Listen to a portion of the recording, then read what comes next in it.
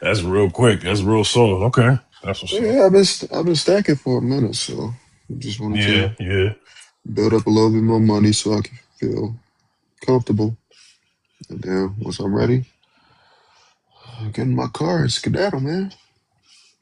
It's pretty much. Hey, you gotta do what you gotta do, man. Nothing wrong with that.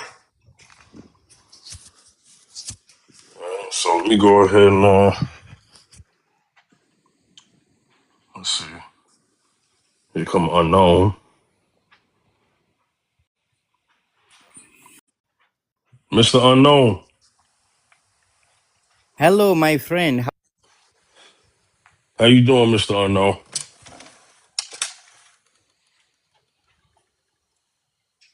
Oh, he must have got a phone call. All right, so let me kind of let me go ahead. Yeah, Mr. Unknown. What's up, Mr. Unknown? Not much, brother. How are you? Hey, what's going on? I got an interesting topic today. I really love the People, topic. oh yeah, people were asking for it last week. So if here it is, people asked me, hey, can you make it for a Thursday so I can make it? So that's exactly what I did. So let me go Uh-huh. ahead and read the topic for the algorithm.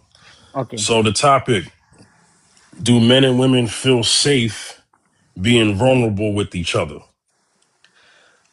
I'm gonna let KJ go first if he's ready, since he's been up here for a few minutes, and then I'm gonna get to you unknown. Okay, Sure, sure. Take your time. Yep.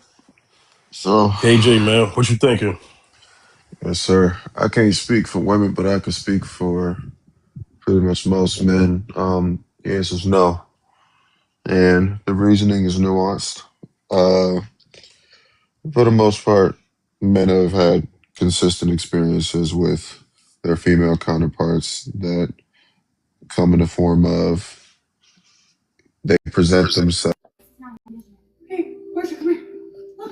Sorry, sorry, my AirPod thing popped up. But they get told things in the form of you could be vulnerable around me. You can vent to me. I'll listen. You know, you could grieve, all these different sorts of things. And then when a man utilizes what was presented to be an available option to him, a woman will first secretly begin to lose respect for the man when she sees him in his vulnerable state. And then further down the line, when they get into a heated exchange, that's when she decides to deliver the final blow in utilizing that form of vulnerability against him in order to win a temporary argument. Um, that's just one of the many examples. I wouldn't implore men to be fully vulnerable with women, especially the women that they're talking to, simply for the fact that you don't want, as a man, you don't want to overshare your business. You always want to be reserved. You always want to be emotionally sound, and be able to deal with your own issues in a meaningful way and not relying on other people in order Right. to take the mantle for your own BS. Stoicism is a key aspect of that, and by stoicism, I'm talking about being in full control over your emotions, so much so that you don't need the opinion or the validation from other people, not even your own woman, to be able to preserve your own self. And I think I'll land off of that. Agree on it. I agree on it. Do you want me to address the prompt or do you want me to wait fifth? Because I really like the prompt. Yeah, address the prompt first, and then I'm gonna get to Tay after you. Okay, because Tay just popped on. Sure. Go ahead. Do men and women feel safe being vulnerable with each other? Uh, it really depends on the relationship and the context. In a supportive, trusting environment, both men and women feel safe being vulnerable. But sometimes, due to our social norms or our past experiences or trauma, some people might feel more guarded. They are more guarded. It's really about the building trust over our time. For example, if I am vulnerable and if my partner is vulnerable too, so I can listen to her, I can feel her emotions, and probably from one way to other she will reciprocate my feelings as well, being vulnerable with her. But if I had a severe past trauma and still contemplating with it, probably she will not gonna trust me. Probably she will not. Probably I don't feel safe. Probably she will not gonna help me. It really depends on the relationship dynamics that you have with the person and how much of past or how much of trauma or vulnerability you have with the person. Depends on the context and the relationship dynamics. I would like to land my plan here. Hey Tay. Good afternoon. Hey. Glad Thank you're you. back. Yeah. Got topic here. Do men and women feel safe being vulnerable with each other? You have the floor. Do men feel and women feel safe? I think that it depends. Sometimes they don't. I think that for women, they might not feel safe because they have to deal with things like being harassed by men and being and coming from like domestic situations, far as more from men. So they might not feel safe sometimes. And I think far as men just feel unsafe emotionally when it comes to women because they feel like they're gonna be judged, rejected, or misunderstood by them. So I just think it just depends on like box number two, so I can't really pronounce your name, but the dynamics of it and stuff like that. I think it's more of a trust issue. I had a situation where the guy had trust issues, so it was hard to create a safe space for him. Even though I let him be vulnerable with me, I let him tell me everything he wanted to tell me. I let him cry, complain, whine at me, and I accepted that. But he still did not feel safe with me because he has trust issues. So I just think it's just trust is like a real big problem with that when it comes to being feeling vulnerable with somebody, and about respect. If you have good communication with that person, it's a lot. And then society plays a part on that as well. Not feeling safe nowadays with all this everybody theories on the relationships. I don't think nobody really feels 100% safe enough to even let themselves go with somebody. You know what I'm saying? Because of social media now is just so much. It's just so much you gotta just take in a play to even feel safe with somebody nowadays. And I'm gonna land my plane with that one. The whole context of this prompt is about the trust and the support system that two person can have without judgment, without a dark cloud silver lining on the back of the head. But it's really hard to get those people who doesn't judge. So if I am vulnerable and if I trust my partner or if I trust a woman, I will definitely gonna share. But I always have a cloud or dark cloud of judgment on the back of my head, thinking that she will probably judge me.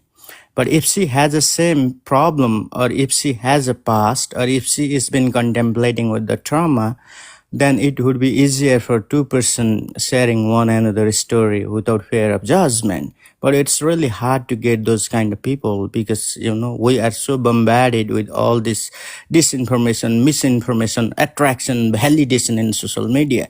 So it's really hard to get a right person right at the moment because of all this misinformation, disinformation, validation, constant validation people are looking for. So it really depends on the relationship dynamic and your rapport with the person that you have. It's this is a very important topic of discussions. I would like to elaborate a lot on what I said, but I would like to hear from you, Pip. What is your take on the prompt? You said me. I'd like to hear from your side too. Yeah. What is your take So on the prompt? you pretty much have the context pretty much lined up. You mentioned in the context of a relationship in terms of being being transparent without things that you may come encounter with, things that are secretive or whatever, things that that you haven't shared with others that you share with your significant other.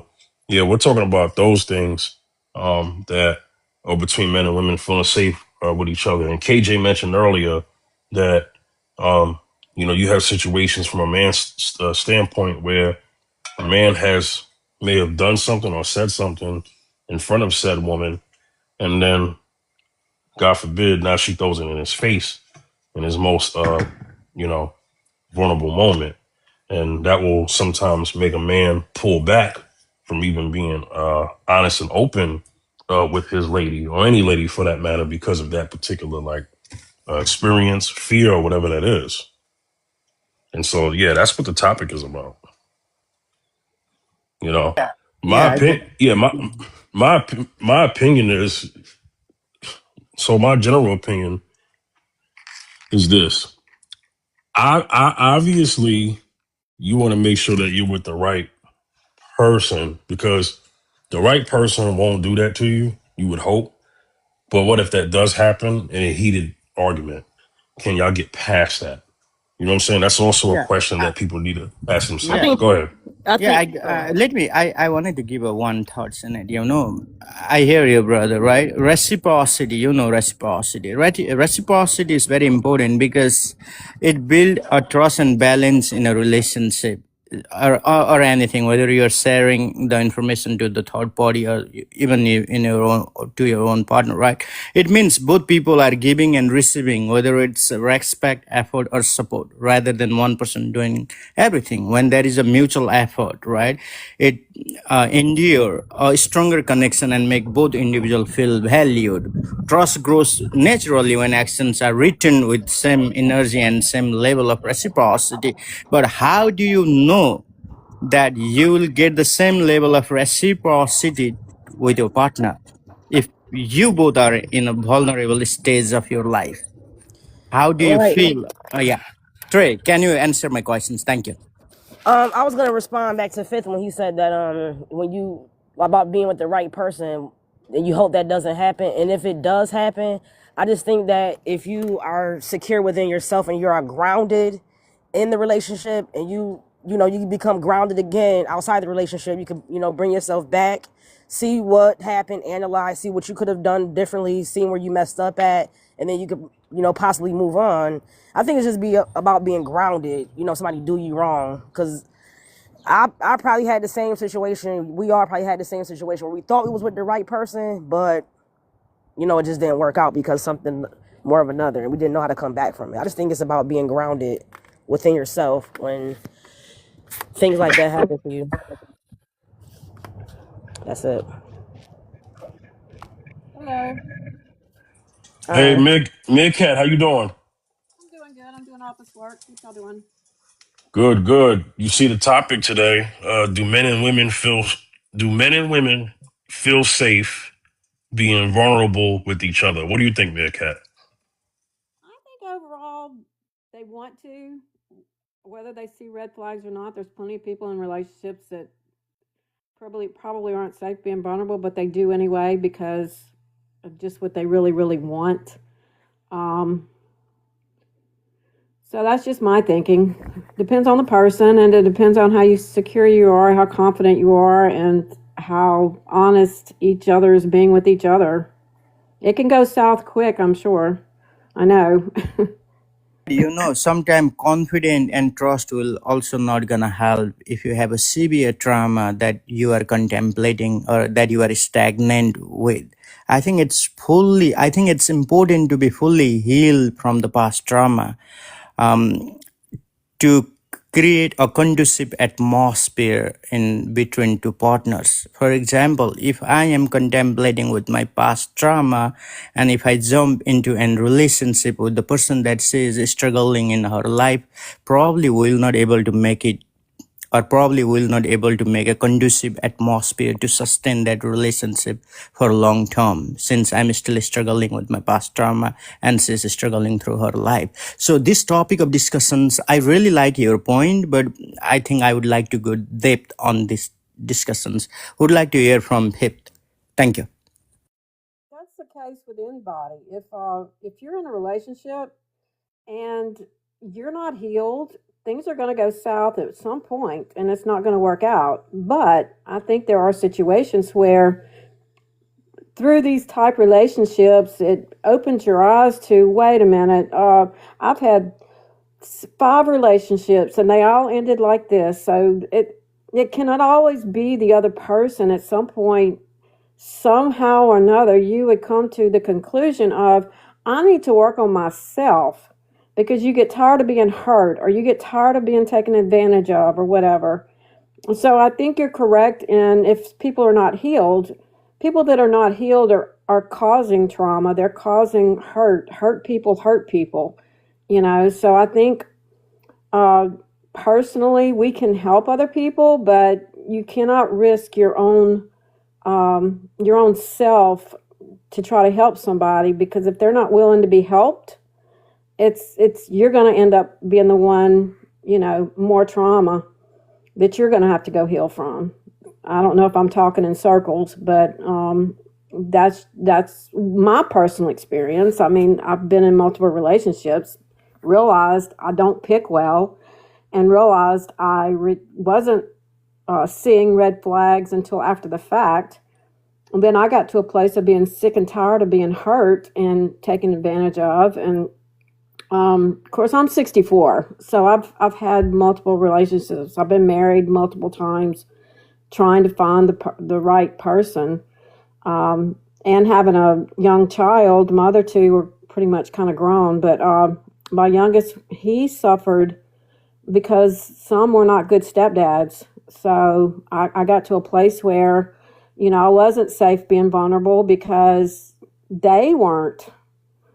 They needed healing because of their past relationships. So Exactly. Because I had been into a multiple relationship in the past, and most of the relationship that I have had was about the women who were struggling with their past. They didn't completely heal, and it doesn't really help me. It doesn't really create a conducive atmosphere in my relationship. So I'm sharing my story all together to you guys. I had been into the multiple relationship. Women were struggling with their past issues, and they were not confident. They didn't even trust me to share their story all together at the beginning. Well, from one way to other, I found it out, and it didn't really help me. They didn't reciprocate with me, and I didn't reciprocate with them, because they lose the confidence. So this is really complicated. And it depends on the individual and the context and what they have had in the past, and how they're going to communicate with their partner depends on the relationship and the dynamics of the relationship. Yeah, I agreed with you, Mirakat. How do I pronounce your name? I think her name is Miriam, so I'll go by Uh, uh, Miriam. yeah.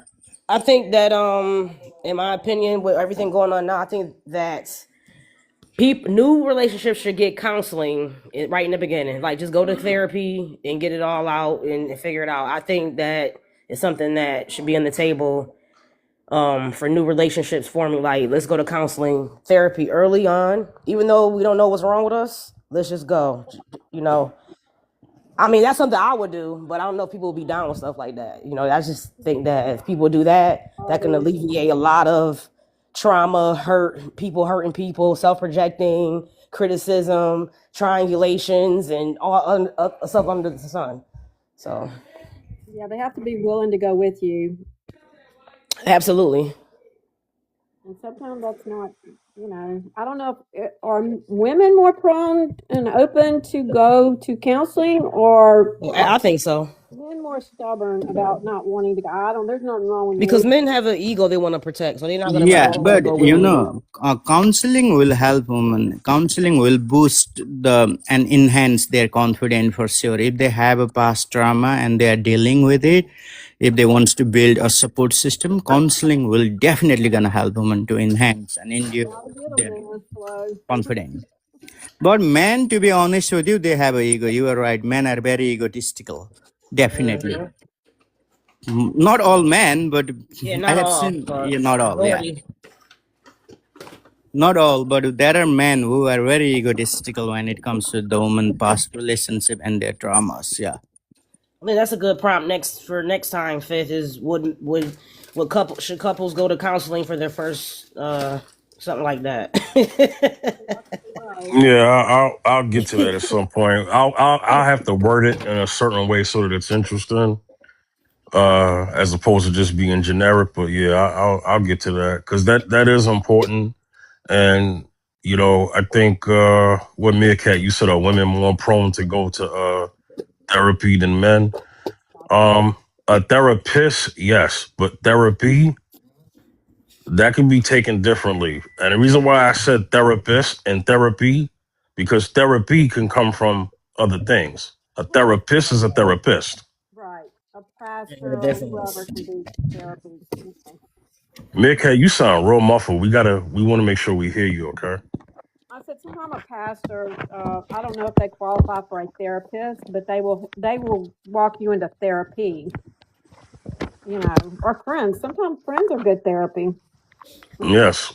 Is that I didn't better? know there was a difference. You sound a little distant, but it sound like your mic was covered. I'm uncovering my phone, uh, my protector. My phone protector. I just unhooked it. Oh, okay, okay. Yeah, but yeah, that's something that I could definitely talk about at a later time. But yeah, so really, here's the thing. There are situations where in relationships, right, where someone has your trust until they don't.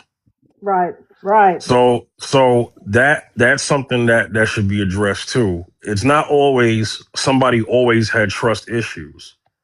It could be something happened, so then it now broke your trust with that said individual. What you think about that, Tay? That's true. Also, again, from my experience, that is true. But from my experience, trust issues started within the home. So that just grew to be them not trusting nobody, but still wanted to try to have a relationship. It just didn't work. But I 100% agree with what you just said. Yes. Yeah. Sometimes that could be and like I mentioned, um the intent is not going into that knowing that it's going to be that. But if it does happen, can you come back from that? But I think the way you come back from that is if the person who broke your trust is really apologetic and Right. sincere. And from that point on, not making those mistakes again, because I'm telling you, you hear this a lot from the men's side, but women too. I don't want to make it seem like it's just one sided, but you do hear a lot of times men have, men have said, you know what? You can't tell a woman everything because when you least expect it, she'll just throw it in your face. And I remember seeing this is not an all women thing, but I remember seeing this show, what's the show called? This Is Us, right? Yes, I Mhm. watched Um that. Yeah. yeah, This Is Us. There was a scene with the actor Sterling K. Brown with his wife, and something was going on with her that she kind of kept secret to him. And when he asked her, why did you not tell me? She brought up the fact that he has panic attacks. Oh, yeah. Oh, And that froze him up so bad that he couldn't even speak. Oh my yeah, God. She, not, not, did, did she apologize right after she said it? Yeah, because she realized, oh, I went too far. Right. Yeah. But right. that's an example of how it's a show. I get it.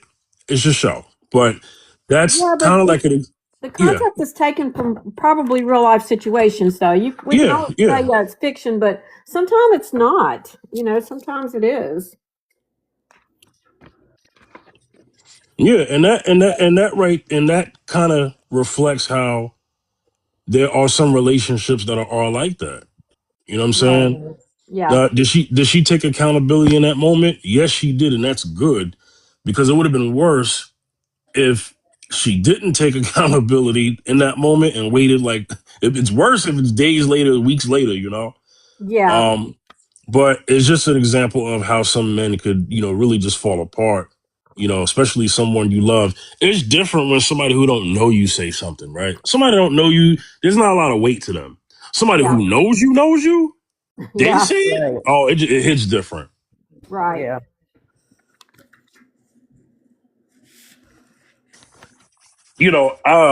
I remember hearing, I talked to a lot of like people, a lot of women throughout my life, right? Yeah. And I've had women ask me, how come men have a wall up?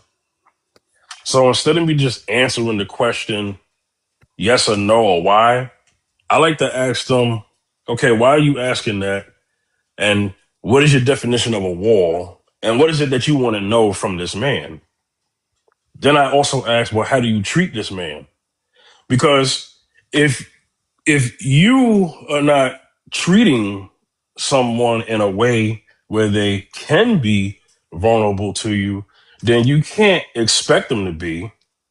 Like, there's a level of work that you should earn for somebody to be like that to you. I don't think you just get it automatically. You understand? Right. Like there's common decency in terms of respect, and but in terms of like trust, everybody's not going to get your trust like that. You know? Does that make They sense? they may right off the bat because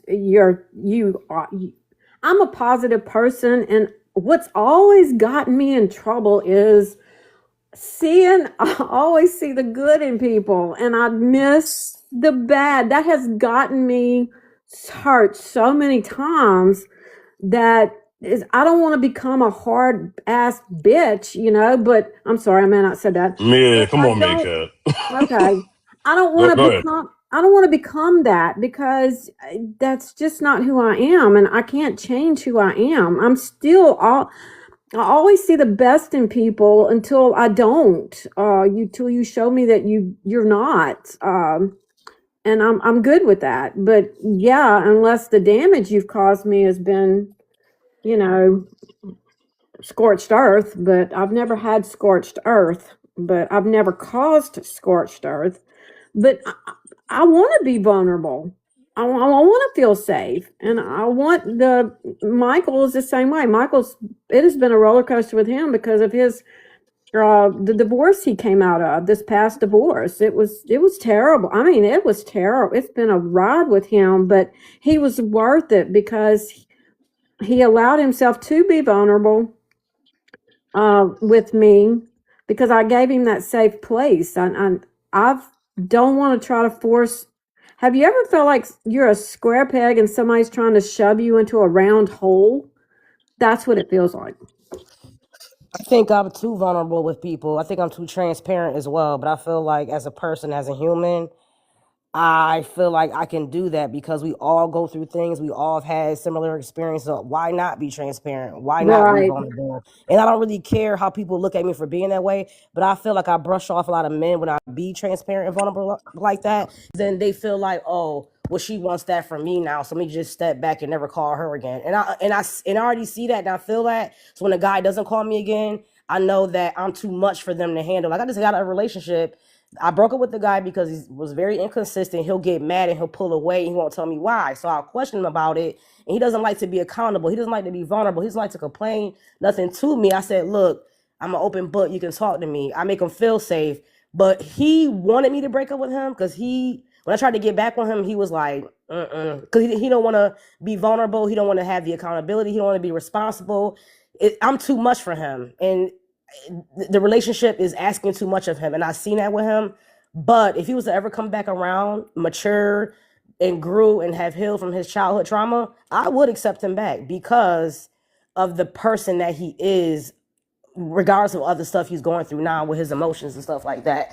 But I'm gonna remain vulnerable, I'm gonna remain transparent, and somebody's gonna meet me like the person that I am. I just don't know when because I'm not looking. I'm just sitting here doing what I got to do. And if somebody comes. And if not, then I'm going to have to deal with God and ask, why you didn't send nobody my way. Yeah. You know, So I don't think so. I can be transparent and can be vulnerable at the same time because when it comes to it's very important to be transparent in a relationship or on anything, right? But if the second party did not reciprocate or did not align with your transparency, then everything will right. turn upside down. It will turn chaos, right?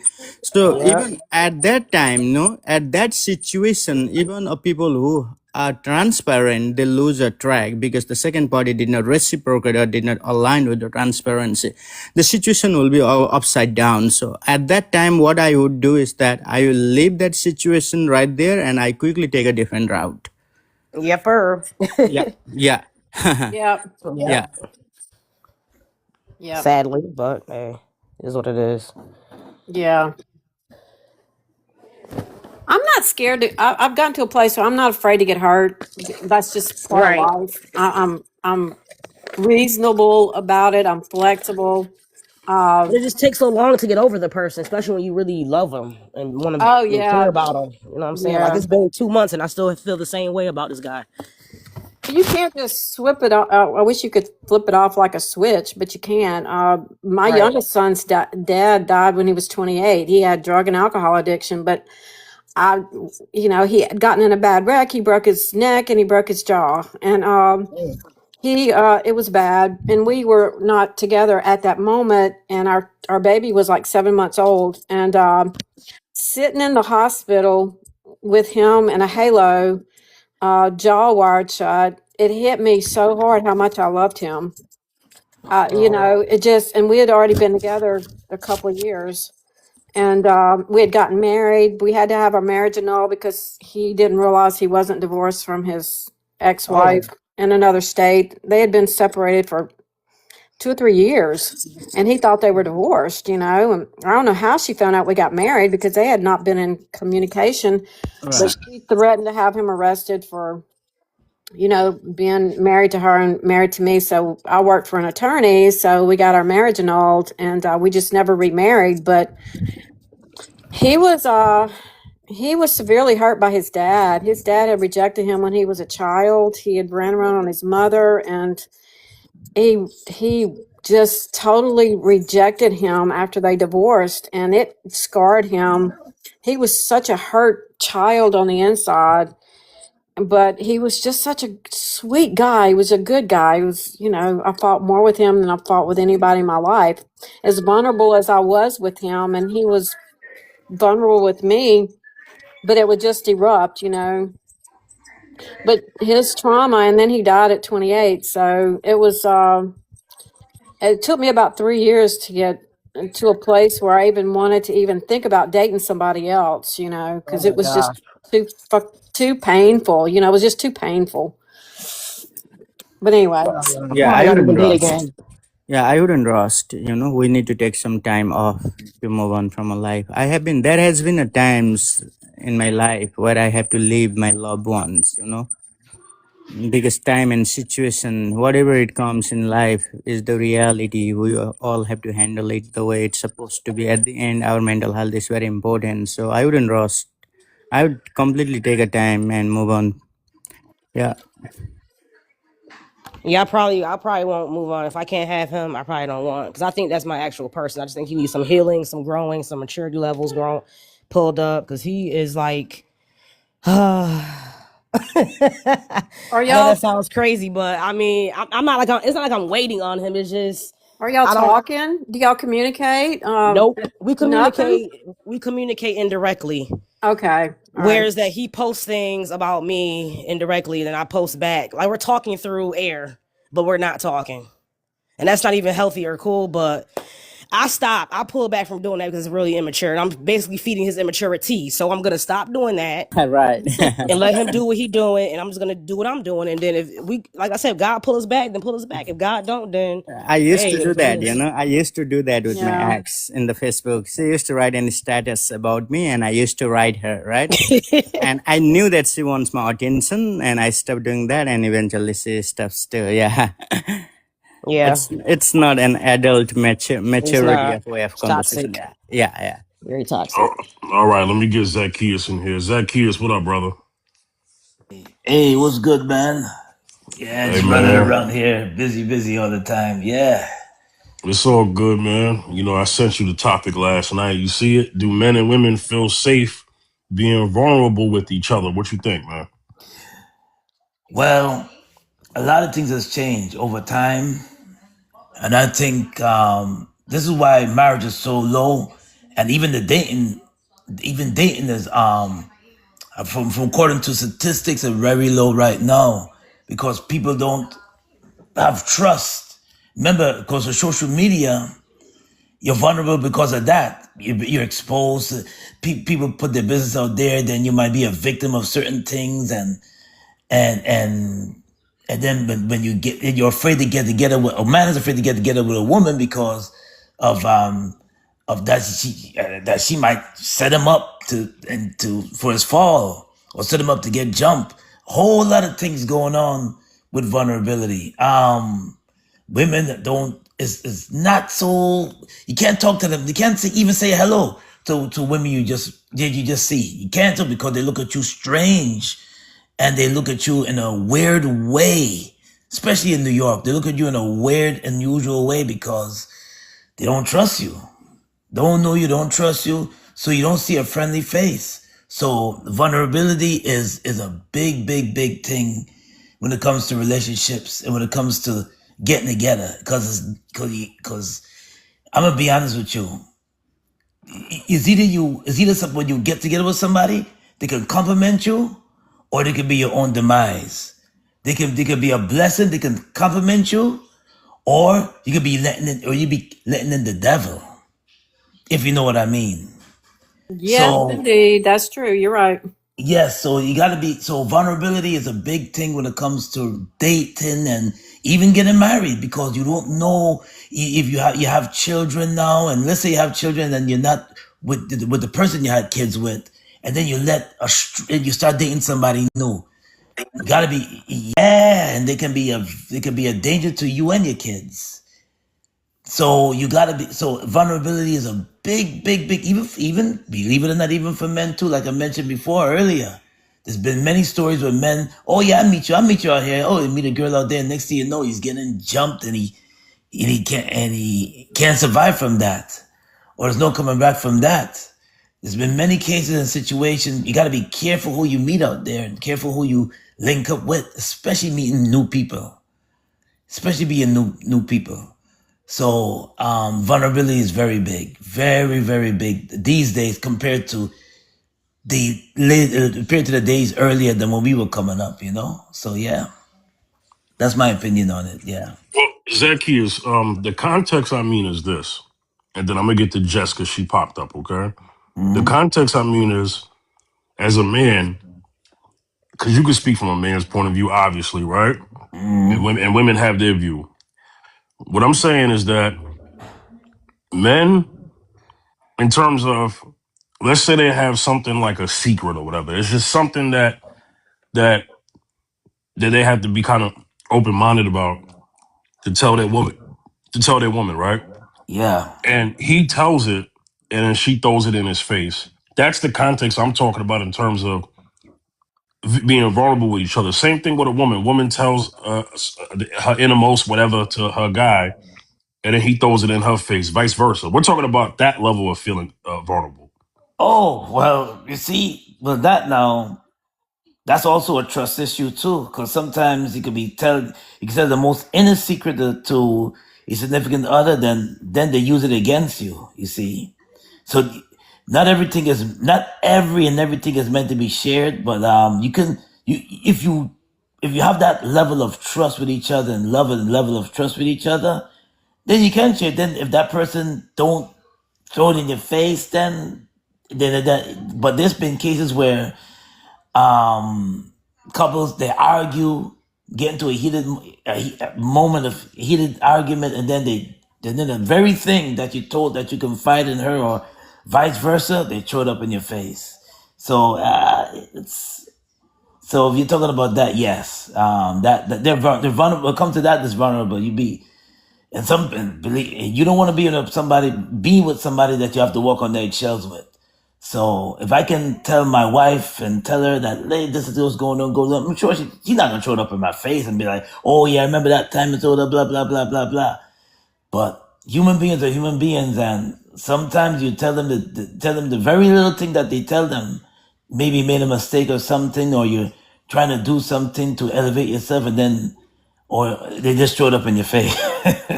They throw it up in your face, and then next thing you know, you're like, "What? I do that not to tell anybody." But business has been spread like that, yeah, and it causes heated arguments. So yeah, man, you gotta be wise in these times, you know. So there's been couples that have been thrown, yeah, that causes an argument, and that causes division in their relationship. So yeah, they're vulnerable, yes. So I will say yes.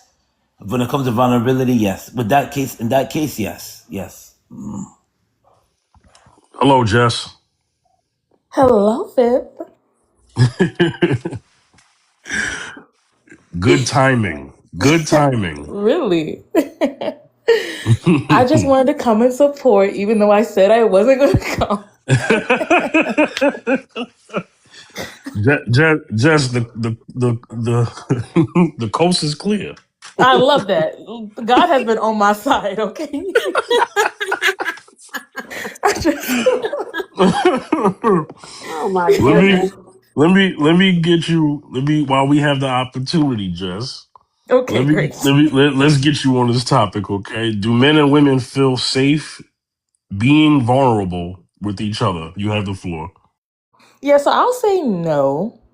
Because everybody is looking for what's best for them. It's a very like individualistic, selfish mindset, especially when we get into relationships.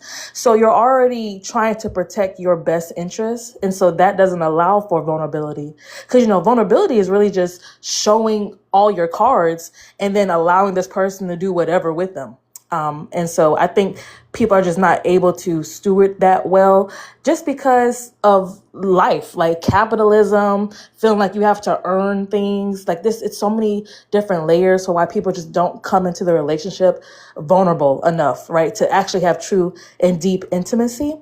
I do think the reason for it is very different for men versus women.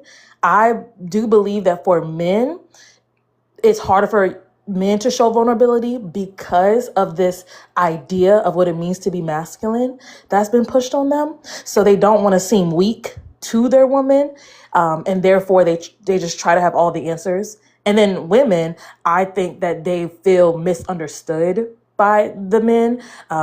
Or they don't feel like men have the capacity to hold all of their emotionality.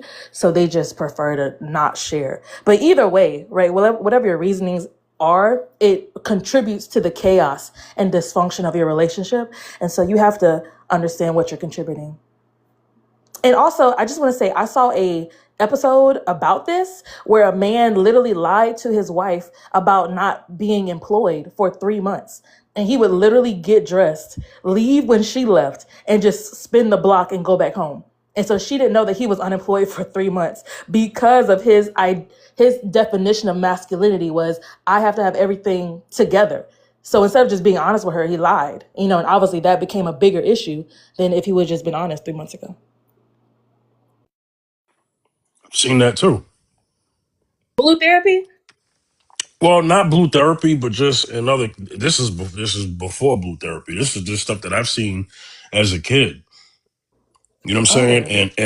And other forms of real life, and then hearing men. And here's the thing about sharing, right? Men will share with other men. I'll be honest, before they're women. I'll say that. And men conversations, I've overheard men say, "Yeah, I ain't want my wife to find out that things wasn't going too well. So what I did was I had to kind of like fake it till I made it, and then when we was back where we was, she never knew, so she never saw the loss. So yeah, I've definitely seen that in real life. And I It's a can lot of see pressure why. on men. And I can It's a see lot of. why. Mm-hmm. Oh, sorry. Because you could also, like you said, there's women who would then use that against you. Because, like we were talking about before, if her definition of masculinity is you have everything together, then when you don't have everything together, she's going to treat you like a second class citizen. And that's why I say people's definition of masculinity is the problem, not that they misunderstand what masculinity is.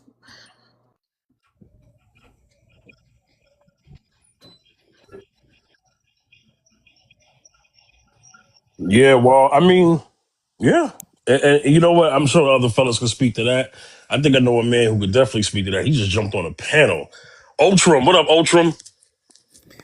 Hello, Fifth. Hello, everybody. Can y'all hear me? Yes, we can. Great. Yes, we can hear you. I can hear you good, Ray. What's good, man? Hey, Zachy, it's good to see you, man. Good to see you. Yeah. Brother, I Yes. sent you this. I sent you this yesterday because I figured let me get my brother on here because I feel like he could be able to kind of speak his perspective. So the prompt is, do men and women feel safe being vulnerable with each other? Context real quick. In terms of like, when you have to tell something to your woman, that may be like a secret or whatever. You know, you're just letting that wall down, and then God forbid she throws it back in your face. Like, I mean, like on that type of context. How you feel, Ultra? As far as well, the thing is, idealistically, you're supposed to be comfortable with the vulnerability, and that has to be developed. That definitely has to be strengthened. But when you talk about your context, I think the thought of that probably prevents the trust factor in relationships and even in marriages. It probably prevents the it probably prevents the strengthening of it, or it even happening, if you have to wonder if being vulnerable with the person you say you love, or the person who claims to love you, will come into question. So when you talk about that context, I would say it really depends. There are a lot of factors. I would say one of them is definitely, what you described as far as throwing back in someone's face, and definitely approachability regarding the maturity level a person has when you tell them anything, including something that's crucial and secretive. So there are a lot of factors that's why I say it depends. Yeah, I definitely hear that. Yeah, it does depend. And, like I said, a man's going to have his perspective, a woman's going to have their perspective. And, Jess mentioned earlier about women feeling like some men that may not be able to handle the emotional availability part of a woman being vulnerable with them. But I would say, Jess, right? Women are more prone to share with their mate than a man is first. I will say that. I've heard women talk. I've heard women say what you said, right? And she'll still put herself out there to still be vulnerable, even heartbreak after heartbreak. I have seen it, but men, we become more guarded and shielded in a lot of cases. I would say more than women. And that's how it should be. You could elaborate, KJ. Go ahead. That's literally how it should be. Like, in any case, why would you allow somebody else to be in control or burden somebody with the sake of your own emotions? Doesn't make sense. It's your responsibility to deal with your own emotions, and to comprehend them, articulate them, and deal with your problems efficiently in a way that doesn't affect you negatively or the people around you. That's that's the essential part of being a man. So, I mean, I'm not one to be a habitual oversharer. So even if it was in a relationship, it serves no purpose for me to just be sharing you everything, because I don't gain from it and you could gain everything from it as far as vantage point. So realistically speaking, I have to be able to know how to preserve myself in an efficient way. And if I don't do that, then what could inevitably happen is the exact thing that men have always experienced at least once or twice with a woman that they were vulnerable with. It's a canon event, but you live and you learn. Can I say something? Go ahead, Jess. So, this is why I think it's so important to keep God at the center of your relationships and to really use the Bible as our model.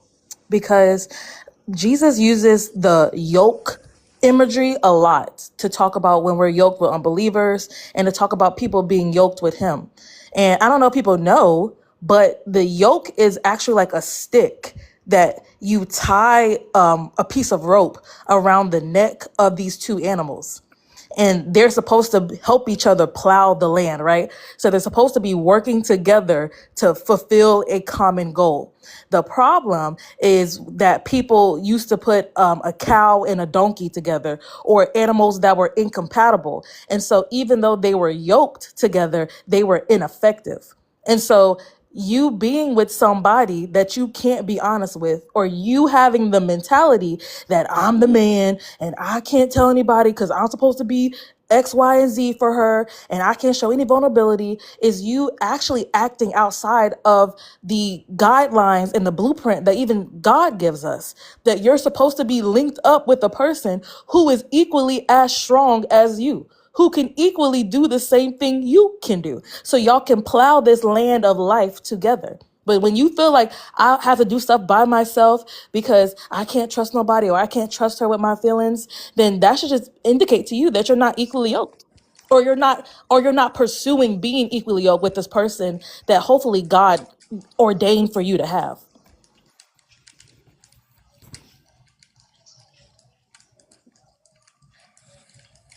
Okay, so let me kind of cut in here, right? So I mentioned earlier in the broadcast that there are things that could happen in a relationship or a marriage where someone could say something and it may they were vulnerable, right?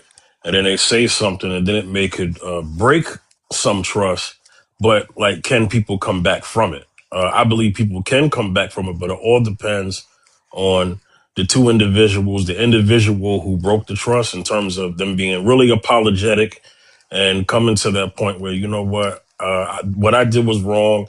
I'm going to take full accountability for it. And from this point on, I will never do that again. Right. There's that. The other person who being the receiver of that apology, whether they're able to, let the past be past as long as everything is on the straight and narrow after that. I don't think it depends. It depends. It depends on what the one thing is. I know some people will leave after that one thing and be like, oh, no, I'm out. But then there are things that are forgivable, so can people come back from that is the question. I think if we lived in a perfect world, people, these discussions probably wouldn't be necessary, but we don't. We live in a very imperfect world, and it's not getting any better because for whatever reason, the issue of trust is not a safe place. And it's really, really sad because we have children we're trying to train up to be responsible, loving, caring, nonviolent adults, So that's a lot of self-reflection. I think these panels, there's so many on TikTok that you can go through and other ones, but I think us people, you individually sharing on these panels, you may never meet these people. I may never meet any of you, aside from on here. But I think they can be positive or negative. I think you can positively affect change in other people. People are hurting. They're just desperate. They want to stop hurting. I believe. So being open and transparent to people, I think there's more transparency on these panels sometimes because you're not in an intimate relationship with each other. I'm not in a relationship with Fifth or, Jess or whoever. We have a friendship, I believe, a type of friendship. It's not close, you live next door type friendship or in the same town. But I think we can help people be vulnerable, even on here, because you're not ripping them up for being honest about who they are. That's the problem, I think, is people cannot be who they are, whether they're a nice person or not nice person. If that's who they are, you have to be okay with it as long as they're not physically damaging you, or mentally. Mind if I get big screen real quick, Fifth? Yeah, real quick, and then I have to get to Beyonda and Dr. Love because they just popped up here, okay? All right, no problem. So scripture was brought up. Obviously there is a matter of importance when it comes to being equally yoked with your partner, right? But if I can get big screen real quick, it actually elaborates on one of the core tenets of emotional intelligence is Proverbs 29 and 11. And essentially what it says, I don't know word for word, is why I screenshotted and highlighted it, but it essentially points at how being slow to to vent fully in your emotions and being quick to reserve and being quick to, being quick to assess the situation, right? You don't want to be too overly vulnerable because it's foolish, essentially, and it speaks on that. And I think that that's one of the most important tenets that at least I abide by as a man, because we see time and time again how emotionally manipulative people can be, right? And even in the time where, you have a partner that may not even have the intention of doing such a thing. However, it is still a potential of that even occurring, right? If you do not properly assess the situation. So with that, right, I just want to I just want to fully exasperate how you have a lack of attentiveness when it comes to that reservation, and then people just automatically attribute that, oh, you should be able to vent, you should be able to, do these said things. And right, you should be able to do it with somebody that is a trusted individual, with somebody that God has put in your life for that intended purpose. If He hasn't put somebody in that intended purpose, the least you can do is at least be careful when you're around these people, instead of actually just overly doing something, right, in a hope that they will actually be the person that you want, right? You can never be too careful around certain people. Beyond are you there? Can you hear me? Yeah, we hear you. What's going on, brother? You see the prompt? What you think, man? Do men and women feel safe being vulnerable around each other? I'm not gonna lie, Fifth. A lot of the questions you be asking on your panels, a lot of them to me are obvious, and I have an answer.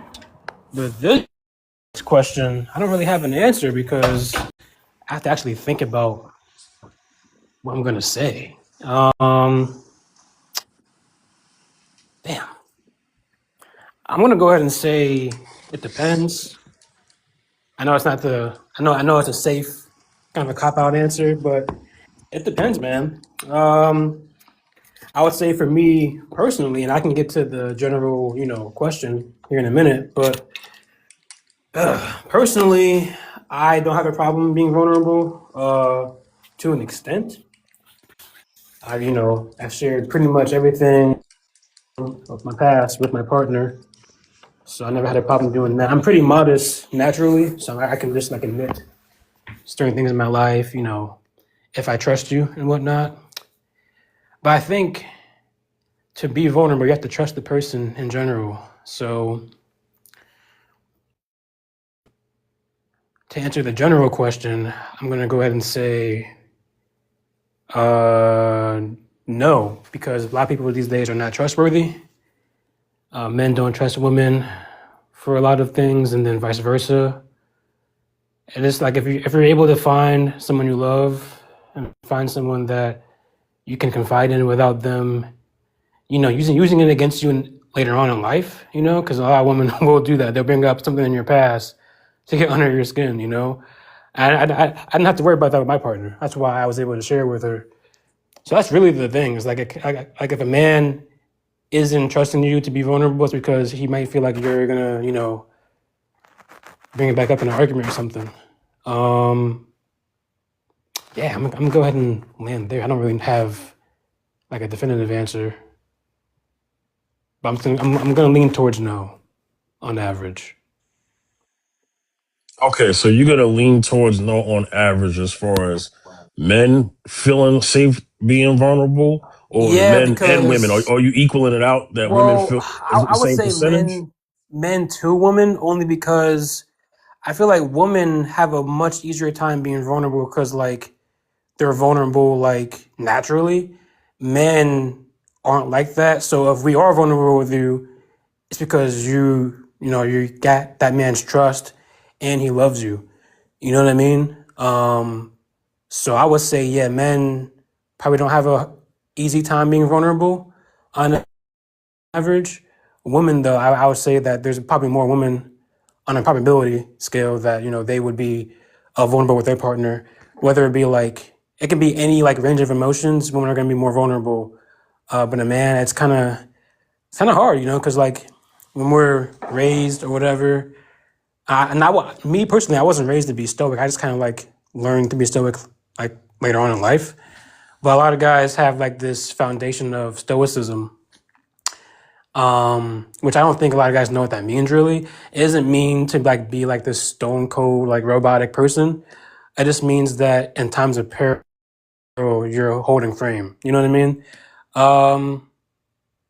Like if you lose your mom fifth, right, and you have a wife, and you cry. That's not that makes sense. I don't think that's really a big thing. Yeah, I don't know. I'm gonna go ahead and say that men don't feel safe being vulnerable with women, even if it does mean that they lose someone in their life. They don't want to see the girl. They don't want to cry in front of their girl, I guess, or like cry in general, or even like talk about like their day in like an emotional way, because men are more logical and like in that kind of regard. Yeah, I'm gonna say that.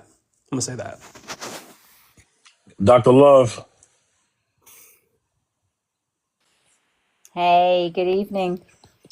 Dr. Love, thank you. Welcome back. You said you would be here for this topic, so thanks for showing up. Do men and women feel safe being vulnerable with each other? You have the floor. I think being vulnerable, like mentioned a few times on here, does take trust. If you trust the person, then you are more likely to be vulnerable. The question on the prompt, do men and women feel safe? I think we know for men, respect is most important. And I think for women, safety is.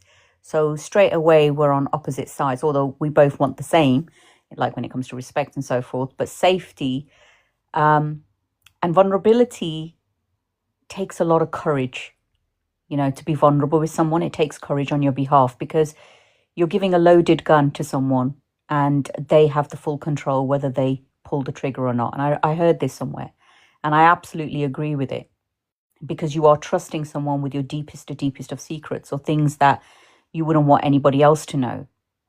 So it does take a high level of trust. However, there are some women who will, get comfortable, have a sense of safety and come out, and then it's kind of used back and forth.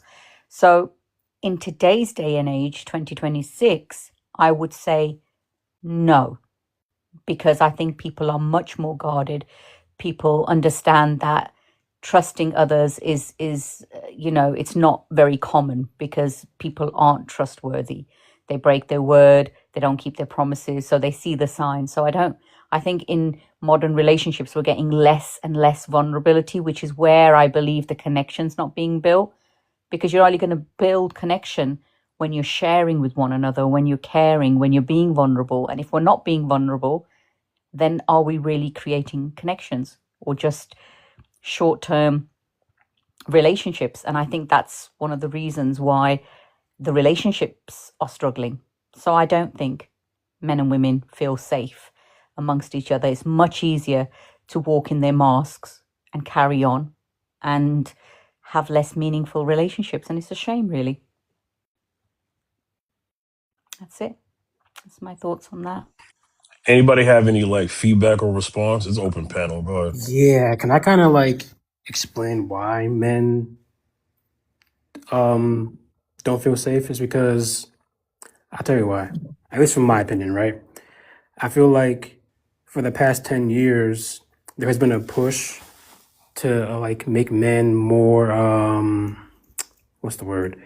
Emotionally open, I guess. But even in doing that, men still face penalties for doing that, seen as less masculine or weak.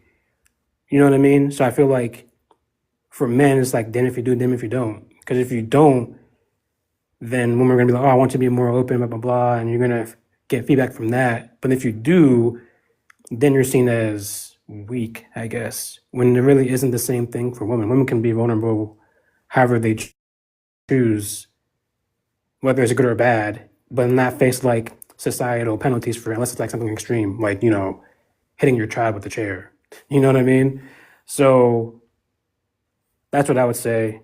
And obviously, like, there are extreme examples of men being emotional. You have school shootings, men getting into fights and then like bad things happening that way, I guess. But men face more penalties for being vulnerable in a lot of areas, whereas women don't. So like I guess men play like the middle ground and they pick and choose who they want to be vulnerable with. And since there's no one to be trusted nowadays, especially nowadays in 2026, it's kind of tough. Can I just say that women are villainized for their emotionality too? It's not always welcome. Like the whole nagging wife trope, the whole, oh, she's so dramatic, she's hysterical, right? Like all those terms that are usually put on women when we're expressing ourselves, it's not as accepted as I feel like some people like to say it is from women. I think it's just expected from women, which is very different Yeah, than that's fair. I'm about to say, you know accepted. what? That's right. Expected. That's what. Okay, that's a better word to describe it. Yeah. Yeah, but let's unpack that because nagging is a vague term and it may mean something different to everyone on the panel. So, Jess, what is nagging? My understanding of nagging is a person who like is expressing her emotions repetitively and like browbeating a man with her feelings. I would call that nagging. Okay, is there any specific examples that you can give? Because you said emotional safety and vulnerability in terms of what can be expressed to a man, and a man can deem that as nagging, and what's actually nagging. Because the reason why I'm asking is because what is nagging may not be nagging, right? So we can't Yeah. just say it's nagging. So can you give me like two like examples, maybe? Go ahead. So I don't believe that women are, like what you said, Fifth, always nagging when they're talked about nagging men. So we agree on that. I'm saying people talk about women expressing their feelings and call it nagging to villainize them and to invalidate their experiences. So, an example of that, I mean, is just the persistent, annoying complaints about like, are you doing the dishes? Why are you always coming home late? Right? When she's consistently bringing that up, there's men who will call that nagging. But again, I don't believe that everything we call nagging is actual nagging. So is this pattern based? Before we get into, because when a woman says, "Why you always coming home late?" that would assume that's a pattern, that he's always coming home late, and he's never explained why. Is that the context there or no? Not always. I from the woman's standpoint, I would definitely say if she keeps bringing it up, it's because the problem hasn't been resolved. From the man's standpoint, you being a leader, you just letting it persist and letting her continue to have a problem about it shows that you're not engaged in the relationship. So it could be like what you said, Fifth. It's a pattern and she keeps having to bring it up. But then I would look to her to be like, well, if the bringing it up thing is not working, then like let's stop doing that, right? And let's start moving different. So if he not coming home for dinner, then he doesn't get none. You feel what I'm saying? Like the food packed up at 8:30. So if you're not gonna be home, then you're not eating with us. Clearly, right? So you're disengaging from the family. That's what I would do instead of just like, continually having the same conversation with him and it getting nowhere. Oh, okay. Can another woman on the panel give an example of what could be nagging and what's not nagging? Only because just you're tying the vulnerability safety part to it. So I just want to make sure that is making sense for me. For me, I don't know about anybody else, but for me, I just need some clarity. Go ahead, Dr. Love. You came off mute. Yeah. I think for me, nagging is when we're consistently saying the same thing over and over again and we're not dropping it. So for me, that would resonate with nagging. And an example would be, your partner or your children. Like I nag my kids all the time. I have to, otherwise nothing gets done, right? Um, And it's really ironic. I share this with you. The other day we got in the car and my son didn't pick his lunchbox because I nag him every morning. I tell him, grab your lunchbox. And that one morning I didn't. We got in the car up the road and he says, oh, Mum, my lunchbox. I says, well, why didn't you get it? He goes, well, you didn't remind me. I says, yeah, but I remind you every morning and you tell me, stop reminding you. I says, so I didn't today. And he went, yeah, but you have to tell me. And that's a kid, fair enough. But if we look at the adult side, it's constantly going on about the same thing. To me, that is nagging. So put your shoes away and say your partner comes home. He leaves the shoes in the middle of the hallway, which means, or by the steps, let's say, it's commonplace, where if you're walking and the light's not on, you're going to trip over them. And you keep telling your partner, please put the shoes in the shoe cupboard when you come home. And every night it's the same thing. To me, that might come across as nagging, although the request has a reason behind it. It makes sense. So we use the word nagging to kind of put it down. But in reality, it's another adult or another child in this instance not doing what should be done and shouldn't have to be reminded by another adult, you know? Because to me, leaving your stuff lying around, or another example would be, you know, when you leave your wet towels on the floor, or you leave your dirty laundry on the floor instead of picking it up and putting it in the basket, you know, and then your partner might be nagging you, constantly reminding you, look, there's the wash basket, put it in there. Please put your wet towel on the rail so it can dry. To me, that's nagging. Meerkat, you have anything to add to that?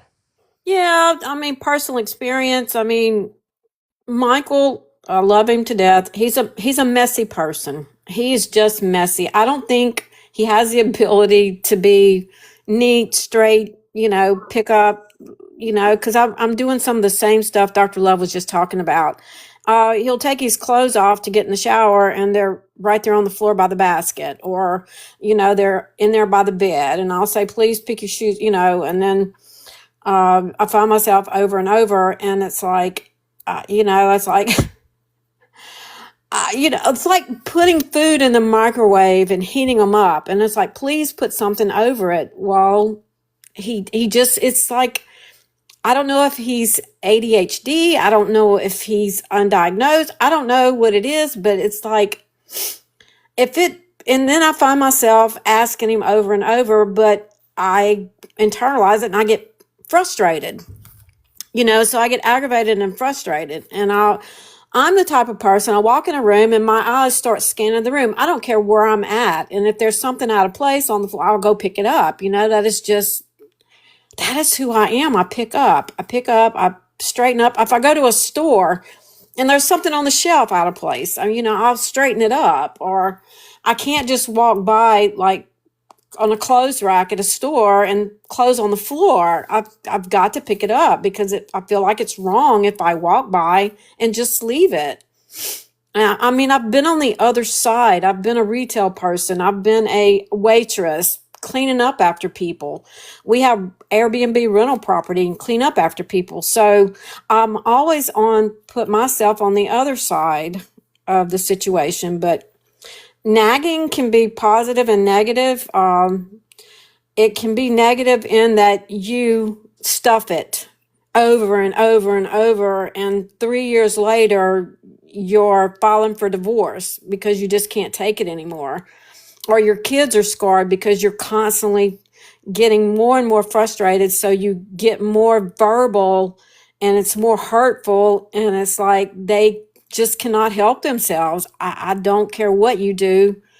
They're not gonna be the person that you have it in your head, and these unspoken expectations that they are not able to bend to.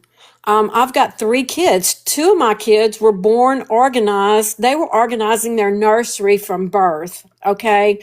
And then my 3rd child, he is the messy kid. He was the messy kid. I always had to just pick up after him or shut his door to his bedroom.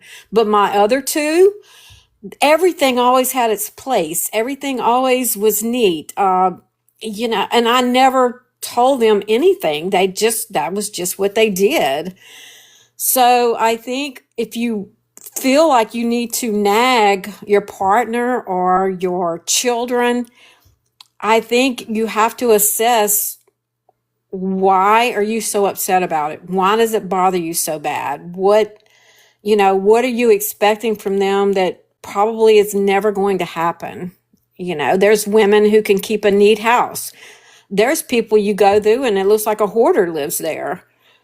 And you want a man to be romantic, but that's just not comfortable, or it doesn't come natural to him. So I think nagging can be a you problem, an issue with you.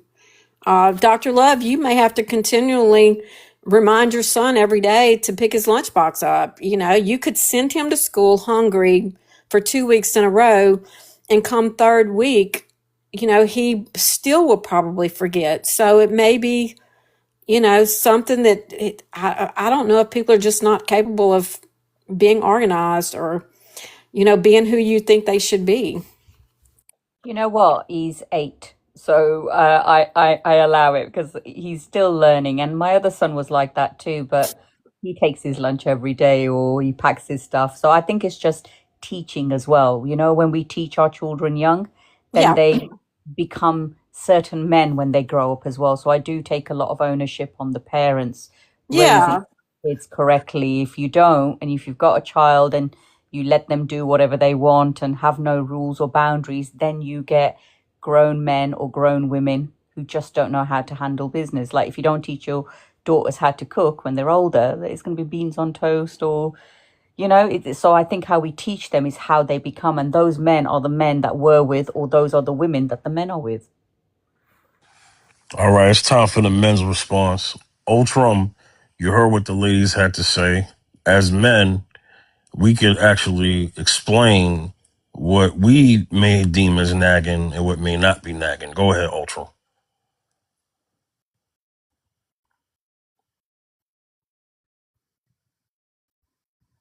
Ultram, unmute yourself, okay? Can you hear me now? Yeah, go ahead. Nagging is along the lines of being disrespectful, especially without just cause, the way I see it. I mean, if you're in a marriage or relationship, you're living with someone, and they just either find or make up a reason just to fuss with you, that's nagging. Now, another thing is that mutual cooperation can reduce the nagging. Here's what I mean by that.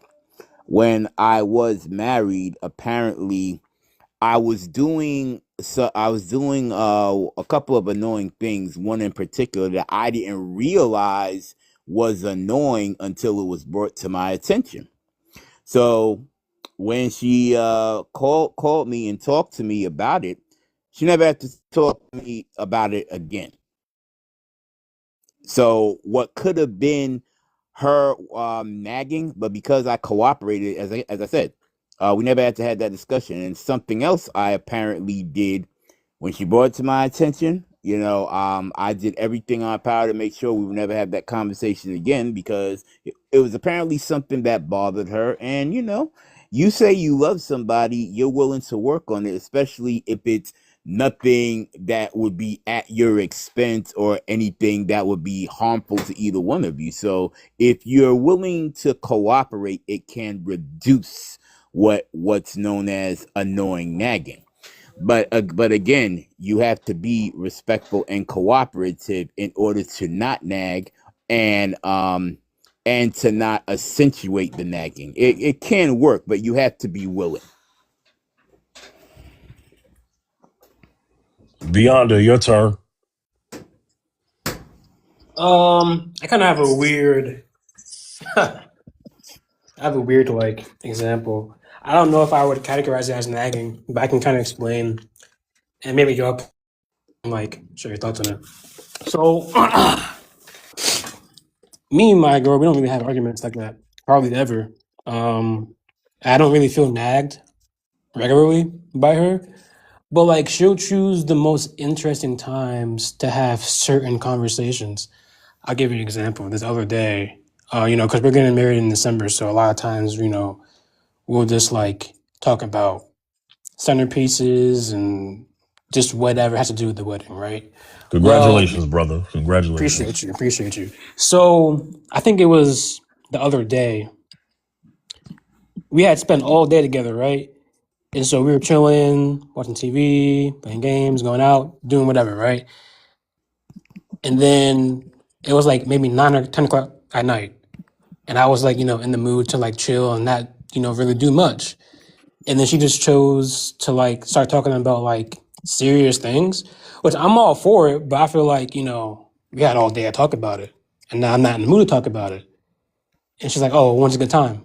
I was like, I don't know, when the sun's up, when the sun's up, and we can, I'm actually like thinking, and I'm more awake, but it's 10 o'clock at night, and I'm not like sleepy, but I'm not really feeling like talking about like serious things. We had all day to talk about it. So she'll do that a lot of times. We're like, she'll just choose like the most inopportune times to, like, if I'm busy or if I'm on the phone with someone, and she'll want to talk about like, personal goals and whatnot. And like I said, I'm not against talking about it. I'm just like, the timing of it all is kind of like crazy. And it's not annoying, but it keeps happening. And I'm like, well, I wonder if she's like doing it on accident or like this, like purposefully like waiting until I get comfortable to start talking about serious things when I'm not necessarily in the mood to talk about it that day. You know what I mean? I don't know if I would call that nagging though. That's just like her being on bad timing,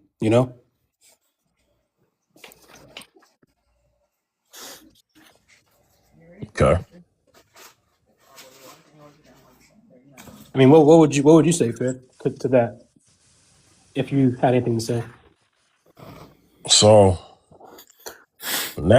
nagging unnecessary, like Ultram said. If it's not with just cause, then like chill. So nagging to me is if you're telling me to do something repeatedly that I said I was gonna do at set time. So if I'm gonna take the trash out at 10 and it's not 10 yet, stop talking to me. Oh, you know what? Yeah, that too. I didn't consider that nagging, but that happens. Like she'll say, "Oh, would you mind putting food in our dog's bowl?" I said, "Yeah, I'll get it in a minute," because I'm in the middle of something.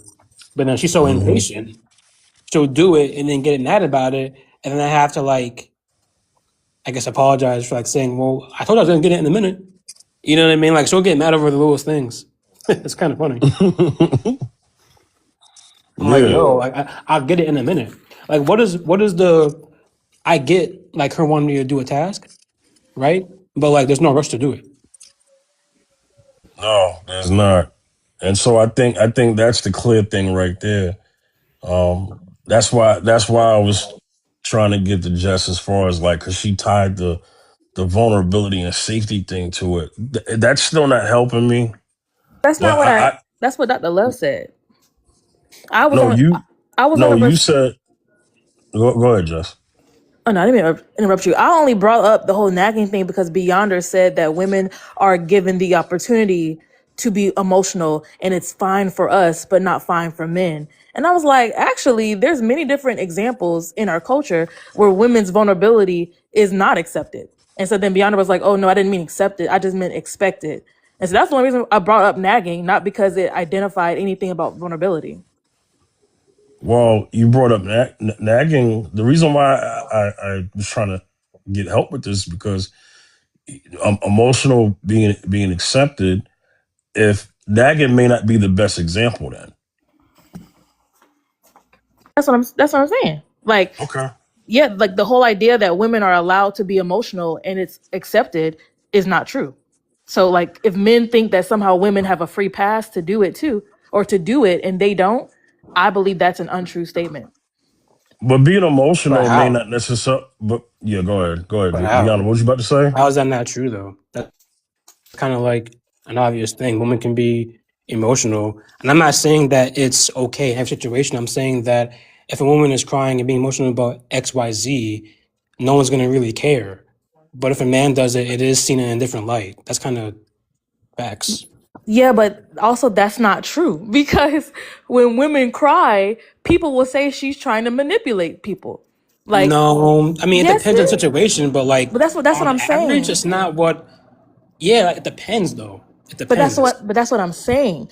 This idea that women can absolutely be emotional and therefore and they get a pass and men just absolutely don't get a pass is not true. Well, no, I don't think It's on absolutes. I'm situationally just saying, based. like on average, like there is a notion, or there's like this stigma that like men can't be emotional because it doesn't seem the same thing because we're both different. So the society's not going to see it the same way. Like if a man's emotional versus a woman being emotional is not the same thing. Yeah. I agree with that because in most cases, especially, let's be brutally honest here. You're gonna have a lot of women who do things out of emotional, even getting physical with the man that they say, and a society will say, "Oh well, she's going through something." God forbid a man hit a woman because he emotional. They want him buried. They want him in prison. So yeah, now there's some truth to women being emotional and getting a pass. There's But some who truth to that. Absolutely. but how? Because women are still going to jail for DV. Women are still being arrested You currently know right what? now I'll give you an for example. DV. So the idea again, even like with the Johnny Depp and Amber Heard thing, and she was crying on the stand. All of the press about her was saying she was trying to manipulate the jury with her tears. So the idea that women are given a free pass to be emotional and everybody's, oh, so sorry, poor baby. That's not true. That's not I happening. It I Oh, is. said I'll give you an there's example. some Hold truth on. I to it. I can't, didn't I say have an there's yo, total example. truth to it. I I have an can't wait example. to respond to that. But let Hold me on. be honest. Yeah. Let me let Ultram. He's got to go. He's got Okay, to go go ahead. real soon. So Okay. let me let him get his final stuff and go ahead, Ultram. No, as I said, look. Of course, there are exceptions, and of course, and nobody is saying all. But the thing is, we need to recognize patterns. We can't pretend that certain passes don't exist. And I just think that it's up to the individuals involved. If as far as being vulnerable, as far as being forthright, you know, I just think that when it comes to being vulnerable, it's love is a risk, trust is a risk, and if we're afraid to be vulnerable in our partner, why even be in the relationship? Boom. I agree with that.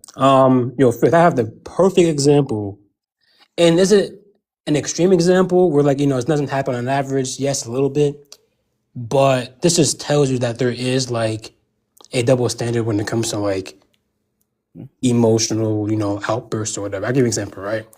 So I'm just seeing this video the other day. It was a video about some Mormon wife. And she was on this show, the Mormon wife reality TV show or whatever. And apparently 3 days ago, there was a video of her ex-boyfriend filming her literally like beating this man up. And she was like hitting him and throwing things at him, pans, whatever. I don't know. She threw a chair at him. Even it got to the point where she threw a chair and it missed him and hit her own daughter. Hit her in the head, right? The Bachelorette, This right? this was three. Yes, this was 3 years ago. And guess what? The Bachelor thing, right, or the Bachelorette, whatever you want to call it. They knew about that video. They knew about it. They didn't like, oh, this video was new. Let's go ahead and let's cancel it. No, no, no, no. They had knowledge of that video, and they were still gonna give her a platform to go on the show. The only problem with the only reason why they canceled it is because the video resurfaced. That's literally the only reason why people were talking about it. So people were saying, "Oh, they're so brave for taking it down." No, no, no, no, no. I'm not going to applaud a fish for swimming. They're supposed to do that's their job. Like if someone has a video out about them from years ago, it was public. They definitely knew about that. You know what I mean. So when that happened, I was like, man, they were going to give her a platform to go on that show, knowing damn well she did that 3 years ago because it was public knowledge. It happened not that long ago. That's crazy. I think they wanted the drama Well, yeah, the because drama for sure. No matter their ratings go up when they have the drama, so they will instigate things or they will embellish what these people's bad character is anyway. So No, I'm aware that what I'm saying is that if it was a man, it wouldn't even happen. Like I'll give you an example. Like Kevin Spacey, one of the best actors in history, right, was in a quote unquote scandal with apparently a minor, even though I guess the minor, the boy, he was consensual. We're not gonna get into all that. Anyway, all I'm saying is that like Yeah, be right. if very a careful talking man, about that, yeah, Beyond. yeah, yeah. If a man gets canceled, he's canceled. You know what I mean? But like women, isn't the same thing. You know, it isn't the same thing.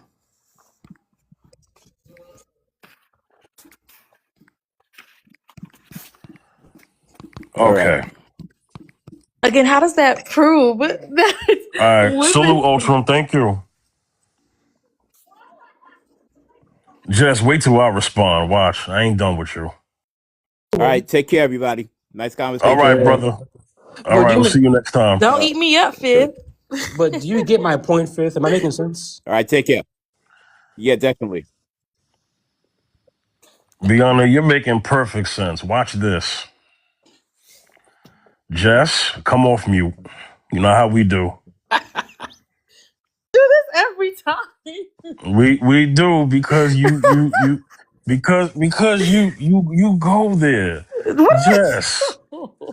Jess, did you bring up Amber Heard and Johnny Depp with a straight face? I did. He did. I did. Jess, I what watched that happened? trial. Oh, thank you, I did Meerkat. too. I watched it. Okay, let's talk about before the trial. Jess, what happened to Johnny Depp's career? Nothing. After the Jess, trial, nothing He said happened. he said before the trial. Meerkat, hold on one second. Everybody hold on one second. That's crazy. Nothing. Jess, I'm going to ask you again. What happened to Johnny Depp's career before the trial? I'm not well versed enough to know, other than people calling him an abuser, right? He lost Okay. movies. He lost some movie deals. Okay, cool. Okay, cool. Yeah, I think she was incredibly wrong in what she did. So if we're trying to show Jessica that Amber Heard was the villain in this, Jessica already believes that. Okay, I thought you were thinking this different. Okay, No, never I mind. just said that her emotionality was villainized against her. Not that she was right, because I think she was being manipulative. But I'm saying that it's a clear indicator that when a woman is emotional, it's not always accepted and revered. But they believed her first. That's why there was a trial. Beyond 1 second. Jess, I listen very well. The reason why I'm taking you down this path is because you need to separate Amber Heard from women. Amber Heard was treated that way because she what? Lied. So it's not just because she was a woman that this stuff was said about her in the courtroom. It was because she lied and she could not substantiate her claims with the evidence of both parties. But before that, that man lost his career. This man still hasn't bounced back. So we have to separate Amber Heard from women. She's a woman, yes. But that is a case-by-case base there. And guess what? She was treated just like how a liar should. Right or wrong? Right. Nobody's talking about her level of victimhood. No, but you tied her to women like as if you can relate, Meerkat can relate, and Dr. Love can relate. Because y'all are not up there, I would hope, because y'all are not up there lying, and then when you cry in court, you're wondering why don't nobody believe you. That's why I'm saying you got to separate Amber Heard from the women general statement. That's all I'm saying. But I don't think that's true because it wasn't about Amber Heard's level of believability. It was about a woman whose emotionality didn't give her a privilege.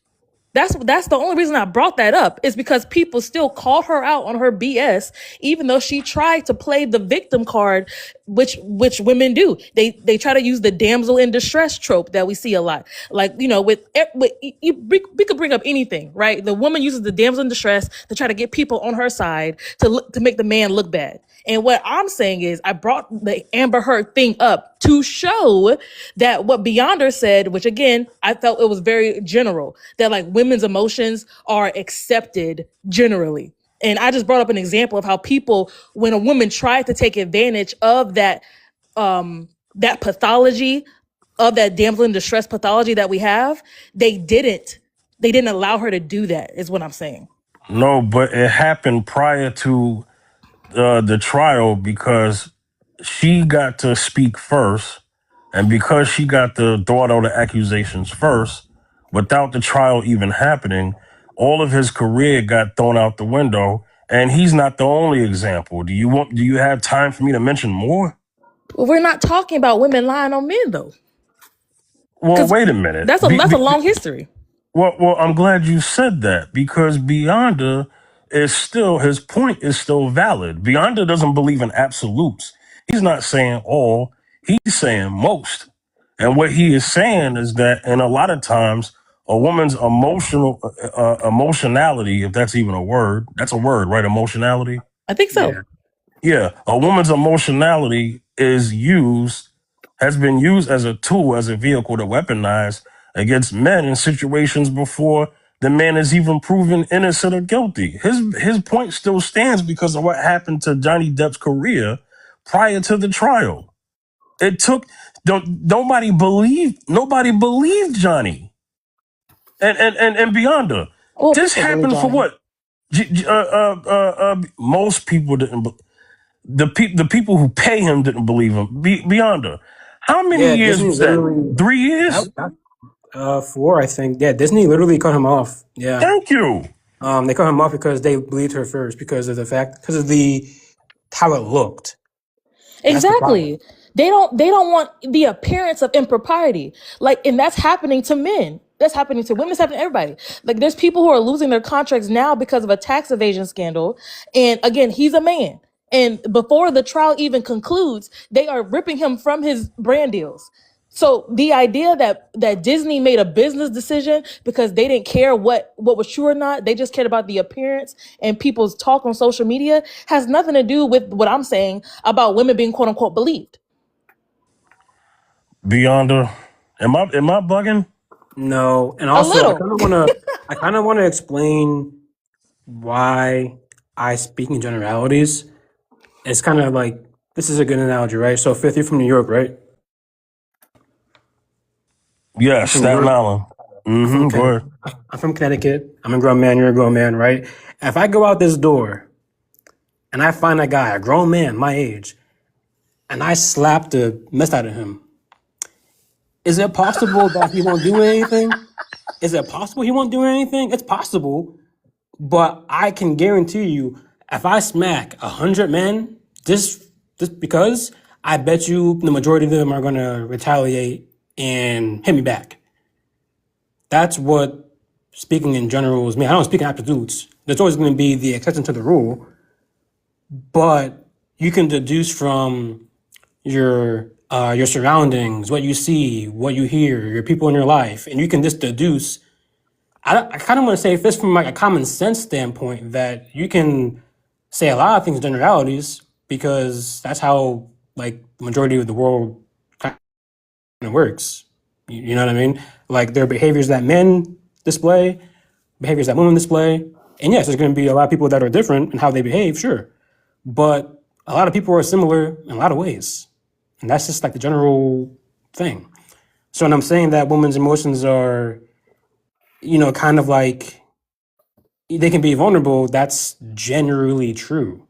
Are there examples of women or people not, being okay with it? Sure.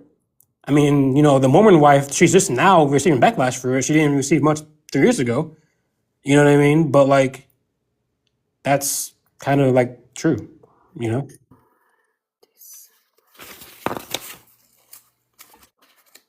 And again, Beyonder already corrected himself when I said, because he said that he didn't mean that women's emotions are always accepted. He just meant that they're expected. And that's the only reason why I brought up the many different examples of how people assume women are going to be the emotional ones, but it doesn't mean they accept them and therefore give them privileges.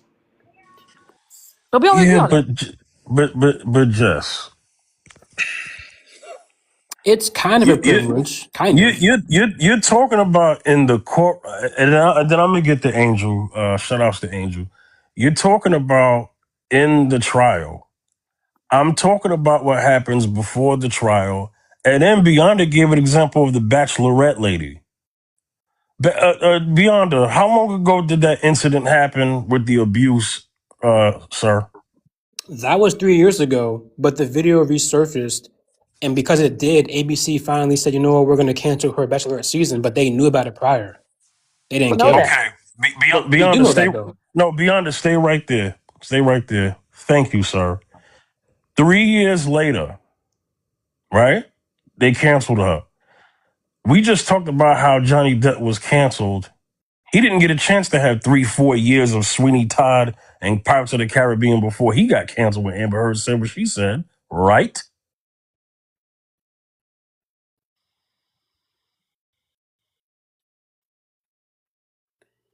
And see, that's something that needs to be acknowledged. And that happened to and Jess, what happened about a year or two ago with Jonathan Majors?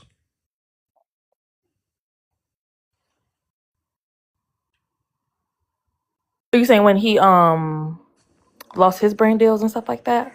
Because they said he Yeah, was abusing that lady? same company. And Beyonce mentioned ABC. ABC is owned by who? Beyonce? Disney. Disney, yeah. Disney. Okay, same company. So one company treated Johnny Depp one way, and one company treated the Bachelorette one way, right? No, I don't believe that. Because again, we're assuming I would like to see Beyonder's proof that ABC knew about it. It's, well, I would like okay, to see that so when they hired her, they knew, and that she was in the line of production for 3 years, and not that they just hired her last year and this video is now coming back up, because that's different. yes, okay, listen. I'll give you an example. Right? One of my favorite shows I used to watch on the CW, The Flash, there was an actor on there, right? And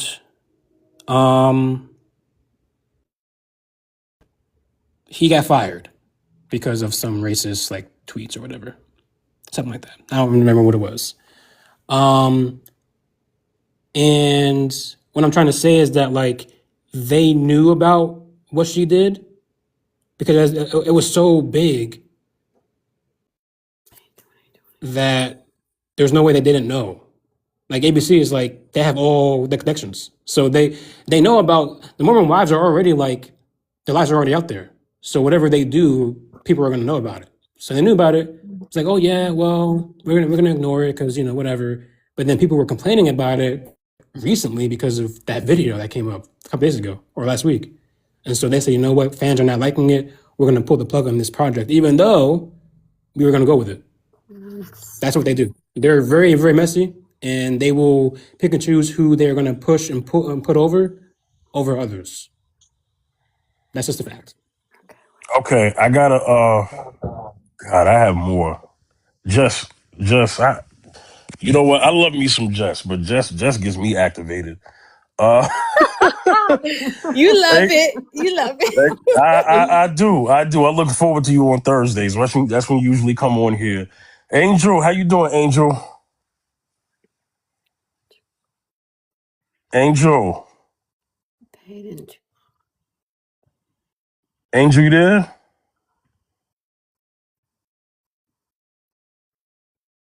Oh, Angel must be doing something. I wanted her to talk too. She been waiting to get on here. Okay, I'll get the Angel when you're ready. Just unmute and speak. Okay, I'm gonna have one last response. Beyond the when did the fellow accusation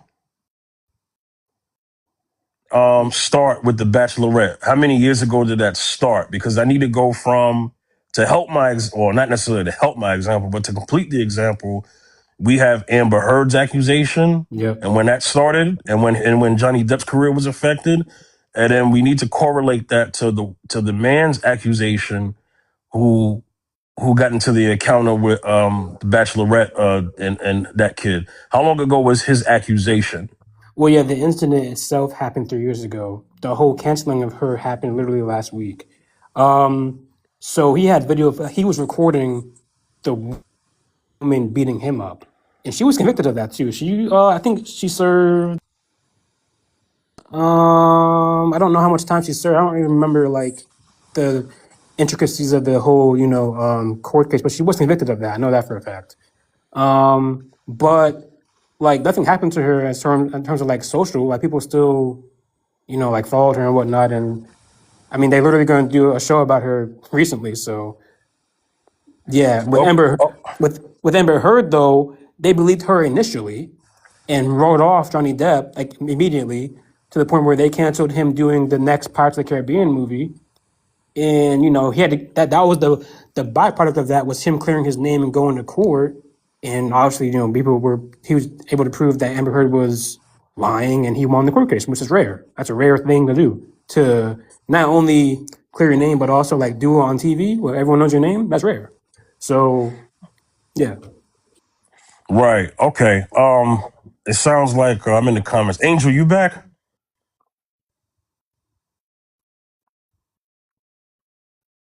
Angel. She had a visitor. Oh man. Okay. Well, uh, there's a friend of Angel in the Comments. Liz Faye. If you see Angel come back, when she comes back, just have her speak. And then I'll yield. I'm here. Okay. I'm here. I'm here. Oh, I'm there we so, go. so sorry, guys. It's okay. It's all right.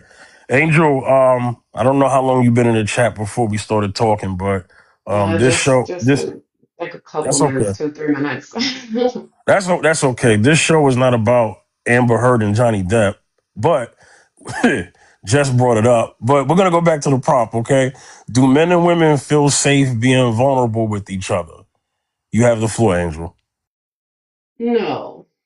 I would say in a relationship context or like when they first meet each other, absolutely not. I think it depends on the relationship overall, like if it's a romantic type relationship, right? Like I said, I think women feel the need to earn trust, possibly even see how that man handles private information. But overall, I don't think women trust right off the bat with men. Now, if it's a male family member, I think that's a little bit different. For men, I don't feel like they trust women either. I feel like they just feel like it makes them look unmanly. And I've heard a lot of men say that they've kind of been like shunned a little bit.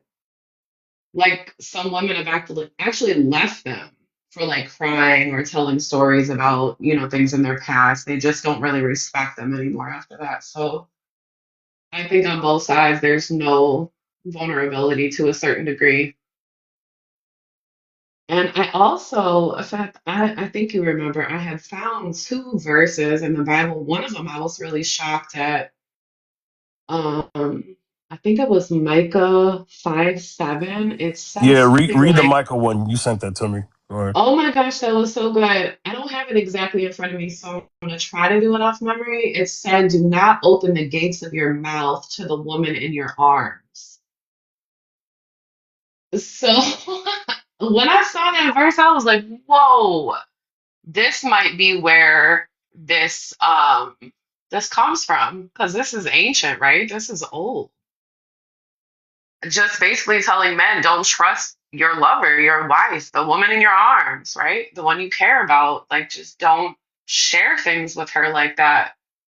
So, and then of course there's other verses all throughout that say, trust no man, trust God above all. So, but that Micah 5:7 verse was just groundbreaking. I was like, wow, I've never came across that until I saw what your topic was. And it really kind of shook me a little bit. So yeah, I wanted to share that with you guys. But that's pretty much it. That's my overall thoughts on it.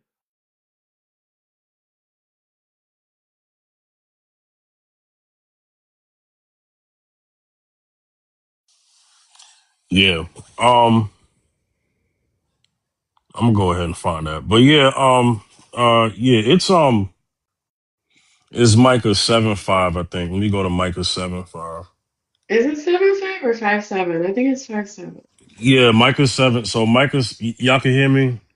Okay, so Micah 7 Mm-hmm. 5 says, do not trust in a friend, do not put your confidence in a companion, guard the doors of your mouth from her who lies in your bosom. That's what the scripture says that you sent me. I mean, depending on what version. Yep. That's exactly what it says. Yep. So um hmm. So here's the thing, the context of the vulnerability was this, right? So letting your guard down, your innermost secrets, just sharing with each other and stuff like that. There are times where you could be in a relationship, something gets said, it gets used against you. And what I'm saying is men typically go heavy about that, about not revealing their stuff to women. You know, Shaq on his podcast, or it might have been on somebody else's podcast, he said that when a man has reaches like a hardship, he said you never tell her. He said you tell her, she loses respect for you. Wait till you get back on your feet, and if she just so happens to find out, that was already dealt with, and then nothing changes. I mean, it's kind of something that Shaq was speaking on, and then a lot of the fellas in the room kind of agreed with that, because they were talking about how the moment someone finds out, they lose respect. And just earlier talked about how there was a story where a guy lost his job, was getting up and going, was acting like he was going to work for 3 months. 3 months went by. I don't know if he was able to get a job after that, but that is something that he kept from his wife because he felt that he was going to lose respect of his wife, his family. You know, Jess, you got your hand up. Go ahead. Yeah, I just want to say that the context of Micah, the book of Micah, is very important because it was in the middle of one of the most trying times of Israel. And Micah is just writing about, he's really lamenting about the fact that everybody was against each other. There was nobody who was trusted. And it really was like a private letter about his personal feeling. So I don't think it's great for us to read into that to say that that's God's word for how we should be living our lives. But again, to remember the context of Micah writing down his specific lamentations of Israel and the corruption inside of Israel at that time. Uh, I don't know, babe. Well. I Jess, let's. definitely want to Oh respond no, to her. yeah. Okay, go ahead, Angel. My bad. Go ahead. No, it's okay. No, I totally agree with you 100%, Jess, all the way. Like, context is absolutely important. Um, but thinking on the turmoil and stuff going on, I don't feel like that's any different than what we're going through today. So in that sense, we could possibly look at it as a similar lesson. But there are people, we all know, that take things out of context. So, and then also the other verse that says in the New Testament that all of the Bible is God breathed and such, for teaching, correcting, rebuking, on and on, right? So, I mean, it's just how you want to look at it, I guess, taking all the scripture as a whole. But like I said, when I came across that verse, I was very shocked because it was talking on trust and things like that, vulnerability. So,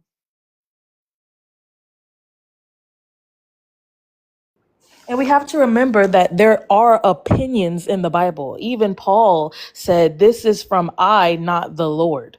Right? So even if a prophet, again, is writing something, we again have to know the context, who they were talking to, and what they were talking about. So then we can be able to actually have just biblical hermeneutics so we can really grasp what the author meant by that.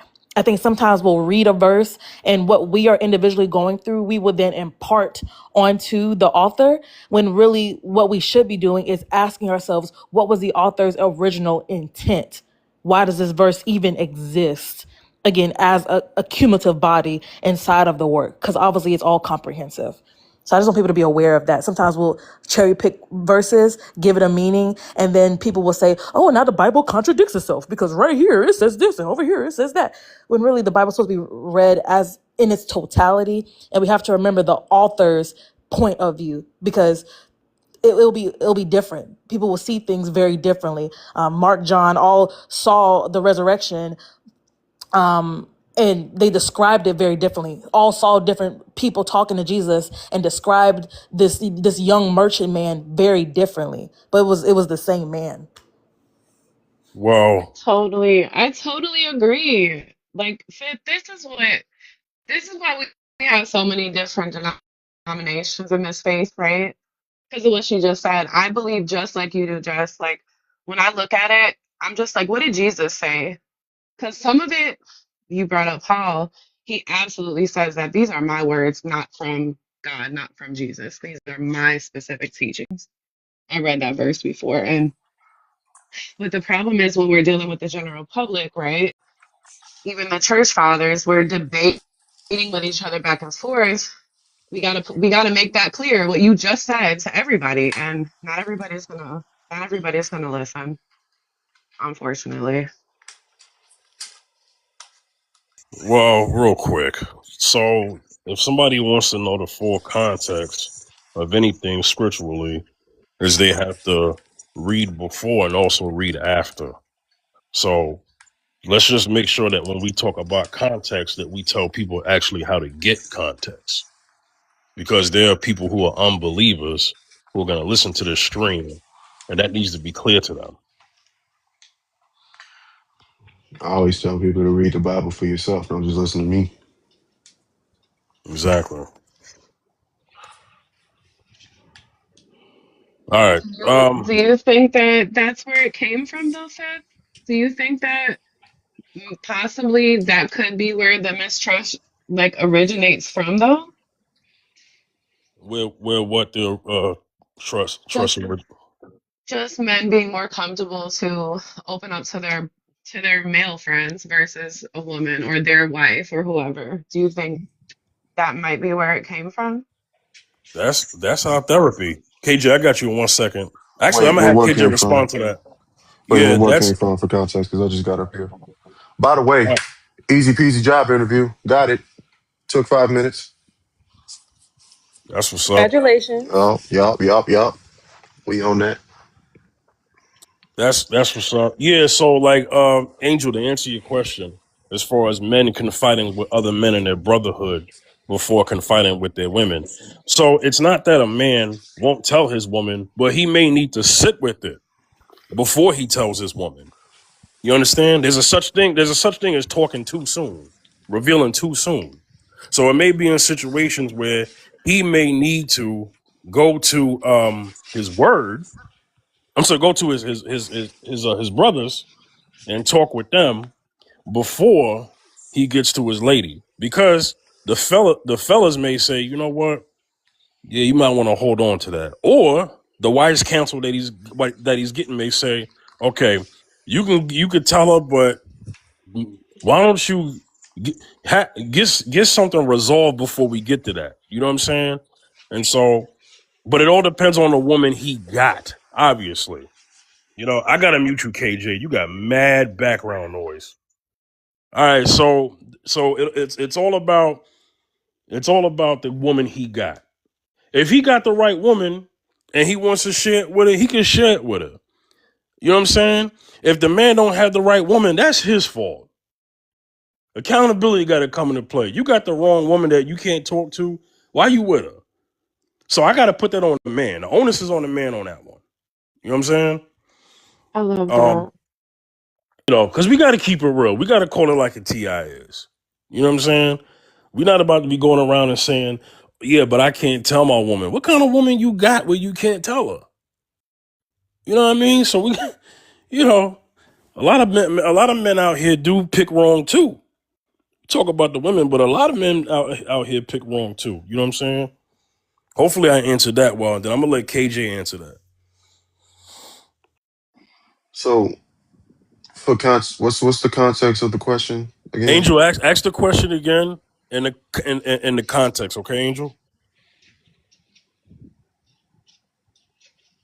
My question was the verse that we shared. I don't know if you heard it.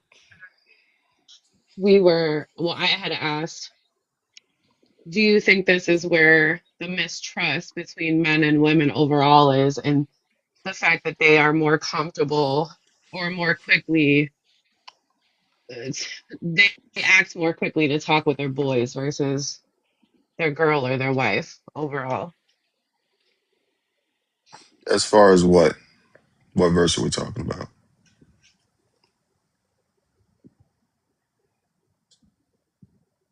Hold on. Do My you still my have the my verse 12? Angel.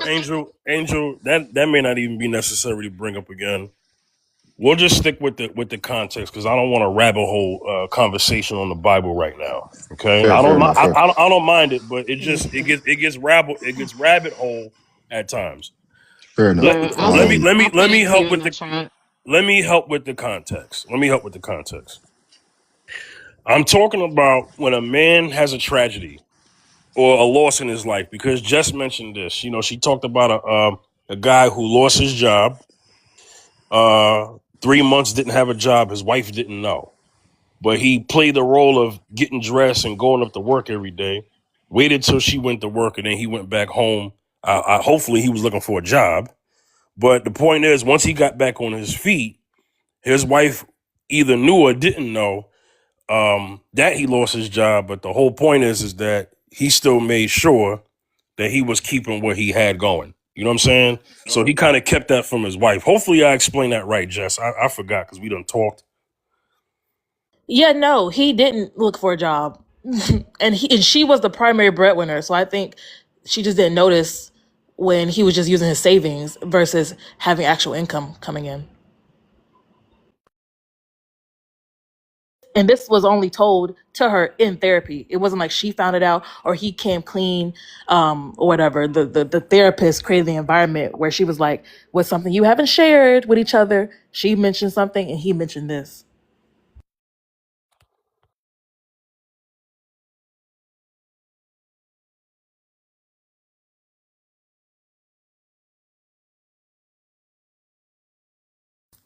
Well, hello everyone. Hi. I was not Hi. unmuted. Ah, Hello. shucks. I was just gonna answer the prompt.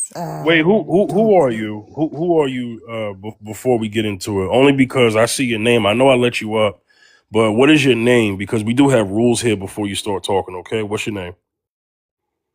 My name is Simi. Well, I understand there are rules. I just spoke up because it seemed like the room was quiet. But I will. Yeah, my name is Simi. Okay, Simi. So here's what happens when you come on this platform, right? Okay. I was asking a question, and so I'm gonna let the person answer the question, then I get to you. Okay. So All right. No worries. up here, it's fine. Up here, no cursing, no foul language. Answer the prompt before you get into the conversation. But before you do that, I have to get to KJ because I was getting to KJ, and then you could talk. Okay, go ahead, KJ. All right. So with that context, that's not necessarily what I'm personally talking about when it comes to being reserved with information. There's a difference between being reserved with certain information that doesn't directly involve your partner, and then being reserved with information that does directly involve. These two are obviously together. Supposedly they live together, and he lost the job without letting her know up front. So he kept that on the back end. It's his responsibility to be transparent when it comes to that, right? He has to tell her so that they can be able to work together while he's finding another place of employment. I don't know how long he kept that in secrecy, but regardless, yeah, I wouldn't suggest that. That's just me. I was more talking on the aspect of being reserved with your words and being reserved with your with certain aspects of emotions that don't directly affect her, things that she doesn't need to know, she's not obligated to know. That she's entitled to know. Like, yo, I lost my job. We might be in a little bit of a rough spot for the time being. Um, but then again, she's the primary breadwinner, so uh I don't know where his head was at when he got with her in the first place. It just seems like an effed up situation through and through, the way I see it. But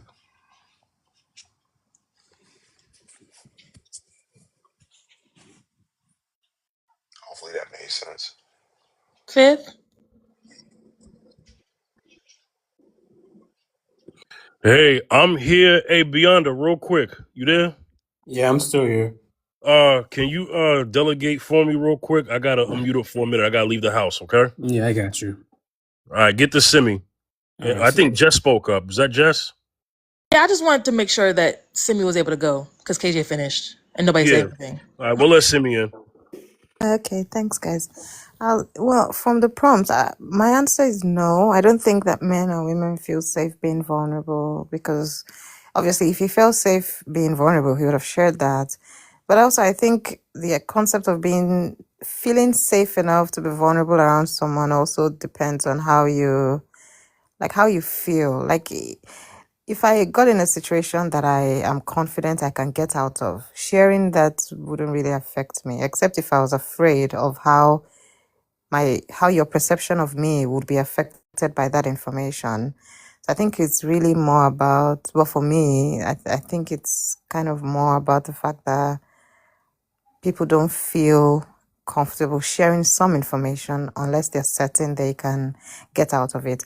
And for the scenario in question, I think it's weird because if they were married, like, that's just wrong. Like, how can you lose your job and your partner doesn't know? The fact that you're even pretending, like, you didn't even say you were on leave, or I don't know, come up with a lie, like something happened and they asked to stay home, and then maybe 7 days later you can be like, oh babe, I couldn't tell you earlier, but I actually got let go, like something. Don't How can you be dressing up like you're going to, are you joking? I just think it's terrible. And it just tells you, like, no, we don't feel safe being vulnerable with each other. And it's 2026, we don't even feel safe being vulnerable with our best friends. Some people, their sisters, their moms. It's like kind of weird. Yeah, Jess, hi. Sorry, that's it Yeah, for you can me. go ahead, Jess. Yeah, I think that's the problem. That's like the dangerous side of this whole, well, I just got to reserve myself. I'm only going to express things that are useful to my woman or that she needs to know. Because you'll get people like this man who says, oh, well, she don't need to know I lost my job because I'll figure it out. I'll figure it out. And then it's been 8 weeks and you ain't figured it out yet. So now you're just giving yourself another reason to not share. And so I think it's kind of dangerous when men say, oh, I believe in this like stoicism idea of reserving parts of myself that are only important to her. Because how can you always determine what's going to be important to her?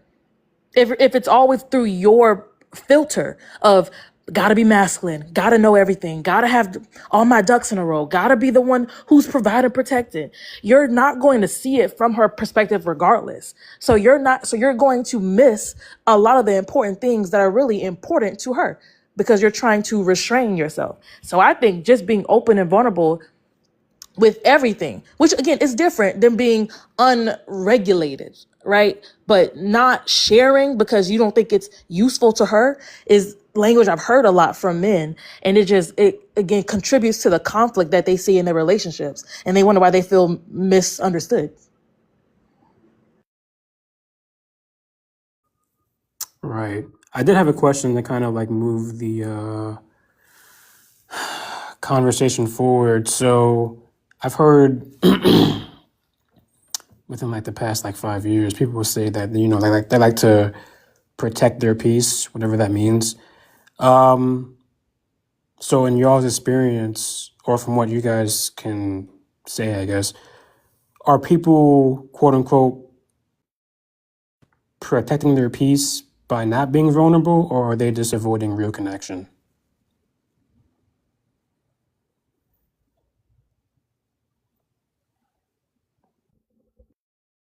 I mean, I definitely think that I'm keeping my peace. But you But don't think that you're avoiding real connection though? uh on Because part of that purpose, is being vulnerable, you know. on purpose, I am avoiding connecting with certain people. Yes.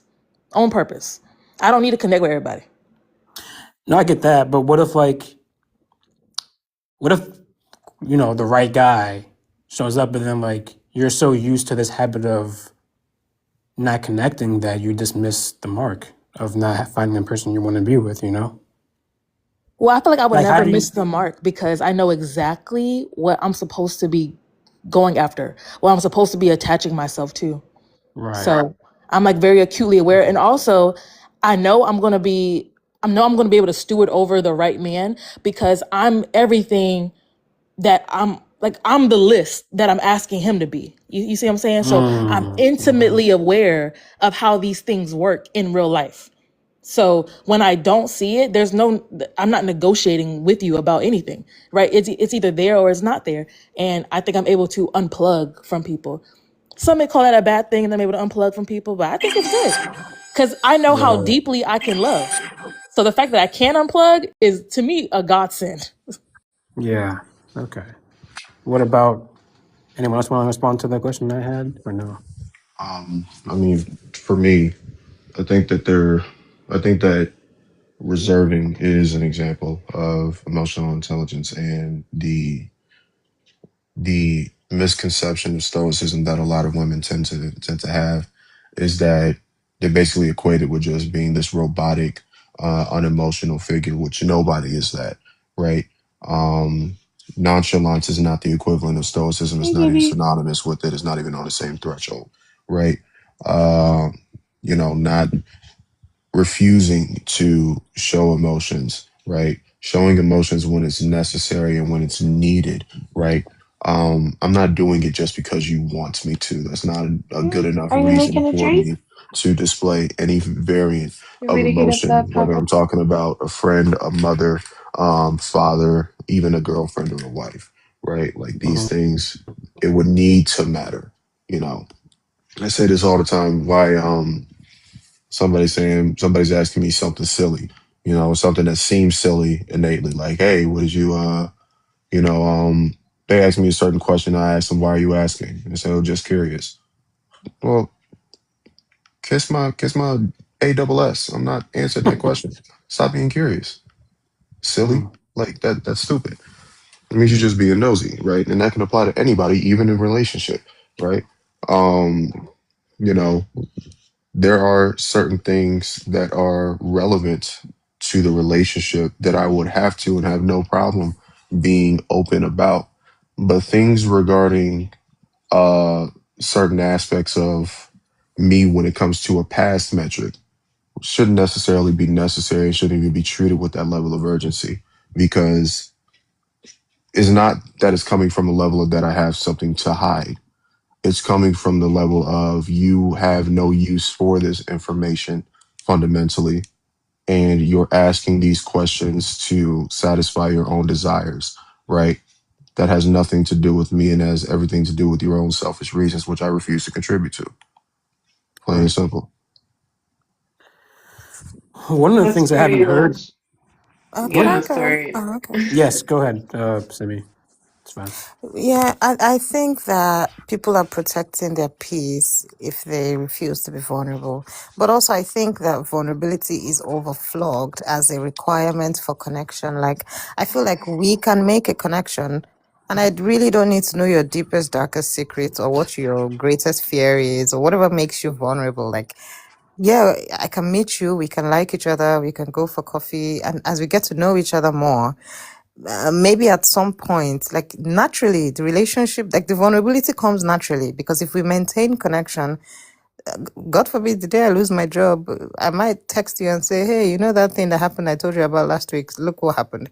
And even if I don't, and I don't tell you about it, I don't really think it's means I'm avoiding that connection. I just think it means I don't want to burden you, especially because I don't want to be burdened with your problems either. So let's try and keep it clean. And when it's necessary, we can have the waterworks out. But yeah. I wanted to respond to, I don't even know your name. Me? Beyond, is that it? Mm-hmm. Yeah, Oh, beyond there. Yeah.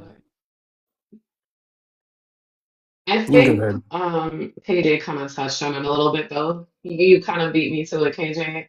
I wrote in the chat, like I think protecting your peace is more so about the other person, more so overall, kind of judging if they're like full of drama and trouble and all that. And in my opinion, I would not want to share anything with a person like that because if they have no self-control, what are they gonna do with me being vulnerable with them? Like that's just basically handing them handing them something to hurt me with, right? Right. Um, and I don't know, some like kind of like on what you said, babe. I feel like that's kind of just being surface level with people. But I get your point of waiting and getting to the point like it eventually happening naturally, right? But if it gets to a point, I feel like where you don't feel comfortable sharing, like what kind of connection do you really have with that person if you cannot open up and tell them your deepest darkest secrets? Because that is a beautiful thing when you can trust somebody and you share everything about you with them. That's a good point. I speak from experience. You know, this is pretty much my first serious relationship, leading into marriage and whatnot. We pretty much know everything about, you know, the other. But, you know, when we argue, it never comes up. I never have to worry about her bringing up, like, something in my past to, like, get under my skin, you know? It's usually just related to the topic that we're arguing about. I wouldn't even say it's really an argument. It's just back and forth. You know, this disagreement, you know, she might get a little upset. You know what? No, it's an argument. That's definitely an argument. We don't argue that much, but that does happen quite a bit, you know? And I don't have to worry about, you know, her bringing it up because, you know, there's trust there to the point where I don't have to worry about, you know, sharing. Now, there is a thing called oversharing. I don't share everything, but I'm thinking in my head. You know what I mean? I feel like a lot of girls will like she'll ask me, "What are you thinking about?" And I'll say nothing.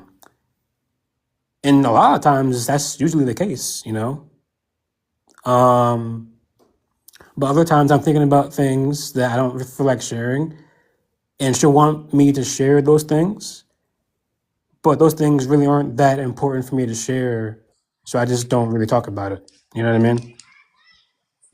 it's also an entitlement issue. I think that a lot of women don't want to admit that it really is a matter of because I'm with you, I'm now entitled to your emotions and vulnerability. So you have to tell me everything. And I tell them straight up, I don't got to tell you SHIT. I don't have to tell you nothing. I don't negotiate with terrorists. So it's really just more of a matter of practicality. What is the more practical thing? Does it benefit me? Does it benefit you?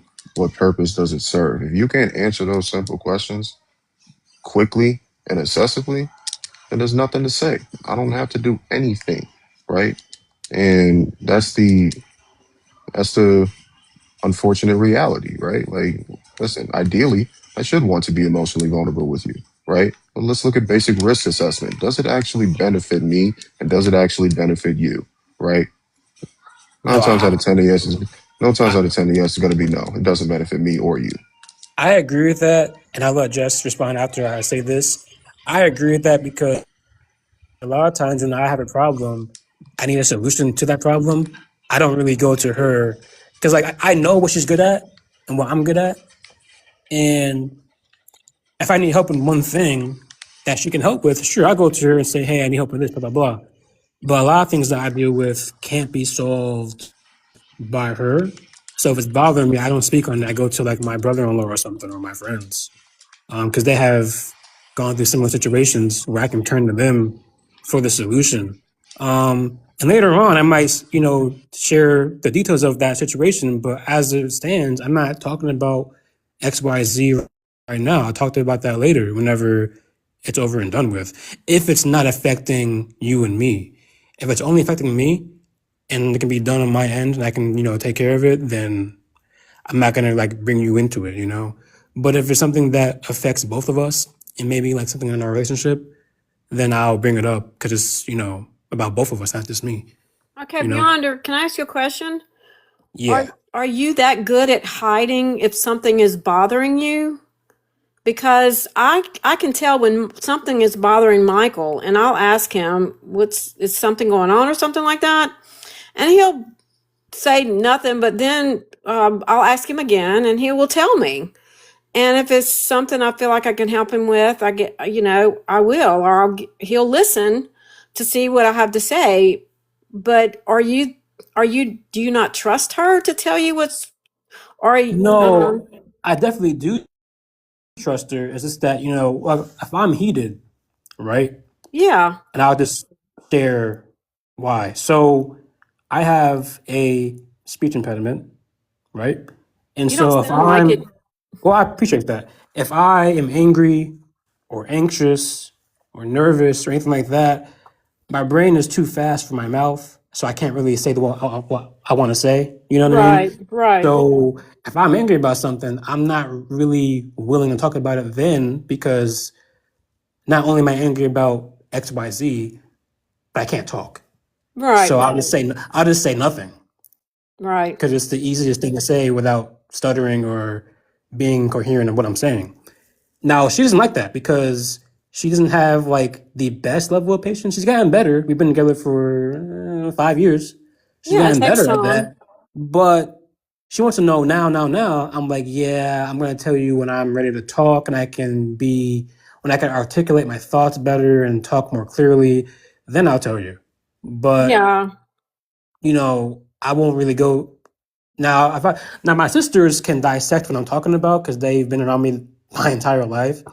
So if I Right. stutter, they'll be able to understand what I'm saying. I don't have to worry about being embarrassed. So I'll go to them or go to someone that understands what I'm saying. I won't go to her first. I'll go to her later on. And I think she might take offense to that, but it's not really because of her. It's because of the fact that I can't talk in that moment. That's really what it is. But Yeah. Beyond, can you give us an example of something you didn't go to her about at all, and you just went to your brother about or your homeboys? Yeah. Yeah. Oh yeah. Oof. This is a while ago. It was my brother-in-law and my sister been together for pretty much almost my entire life. And I was struggling with like, my identity as a man and like how he navigated through, certain aspects of, whenever he's with my sister. So I was like kind of feeling down about it because I felt like I wasn't in the right spot to like be a good leader. And so I don't want to bring that up to her because that's not I don't need to vent my feelings. I need to find a way to navigate through this hard time that I'm going through. So I went to my brother-in-law or I went to my cousin because my cousin also is a wise man. So I talked to him too. And then when they're telling me their advice, they're telling me what I need to do, then I'll take that advice and apply that to my relationship as it relates to whatever we're going through, you know? I just have one question about that. Because you presented certain issues that like if they don't involve her, then I don't really need to go to her about it. Like if it's just something about me, I'll handle it with like other close confidants and everything. But if it involves Yeah. her, I will definitely include her. It just seems like Yeah. this particular example did include her though, because you're talking about your leadership to her, right? Because you're not going to be leading your brother's wife. You're going to be leading her. Yeah. So even Yeah. in that sense, so to me, this is just an example again of how people will restrain, but then unnecessarily. Because really, the most impactful conversation of how your leadership lands is going to be with your future wife, right? Your brother, he can give you all the great things about what works in his relationship, but at some point, you're going to have to ask her, right? Yeah, me and her have had some very deep. Listen, I hear what you're saying, and this happened like it was like a while ago, and it actually proved to be good advice, and I took it and it worked. Yeah, we talked about so many things, in regards to like leadership and like how what I can do. So uplift her and whatnot. We talked about many things, so it's not every situation that I'm in I don't talk to her. I would say I talk to her more than I talk to my family, probably like 80% of the time. But, when it's like 10% that I know, I'm like, you know what, it's better if I just go to so-and-so about this, I'll go to them. It just depends on the situation. I wanted to add on to what you were saying, Jess. I'm glad you asked that question because, yeah, when you had said like, I know what she's good at, right? I don't know if you guys are married or not, but the reason I say that is because I am, right? And I know that everything my husband goes through, it does affect me, indirectly or not, because we are living in the same place. And like I said, I don't know your personals, but um even if it's just simple things like you waking up in a bad mood or stressed out about something or sad about something, like all of that does affect the household. And then I know, once we had a child, there's so many problems that come up. And I think these are the kind of things that actually help you guys solve problems together and kind of prepare you for when there are going to be more problems, because you're going to have problems with kids. Like they get into so much stuff. So much stuff. You're going to have to like work through so many things. And like even if she doesn't, say she doesn't have experience, like it will help her grow in that and just help the relationship overall, I think, and make you guys a little bit closer.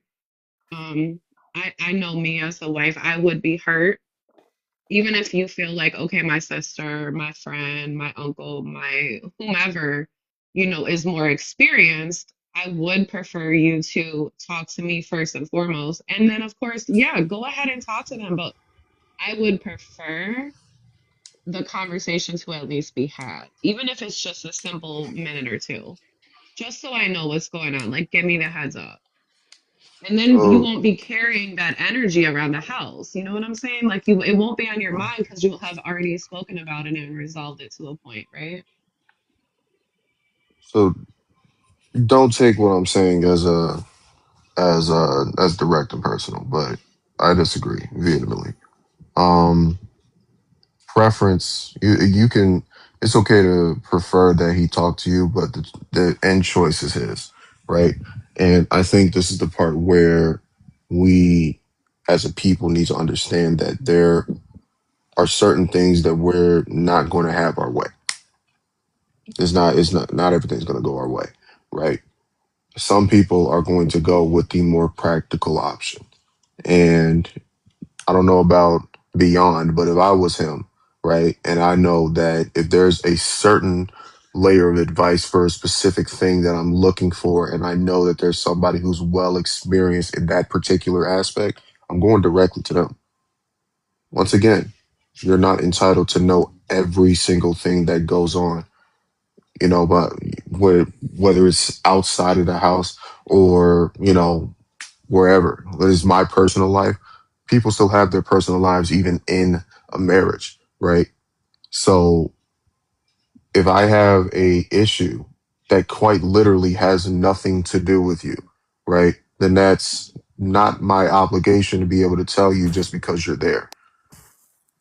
There are certain things that I might be dealing with that is completely separate from you. So once again, you having this information gains nothing for you or me. But I know that there are people that I grew up with that will be able to understand the issue far better compared to you. And the only reason why I could say that is because I've been with you long enough to assess where your expertise is.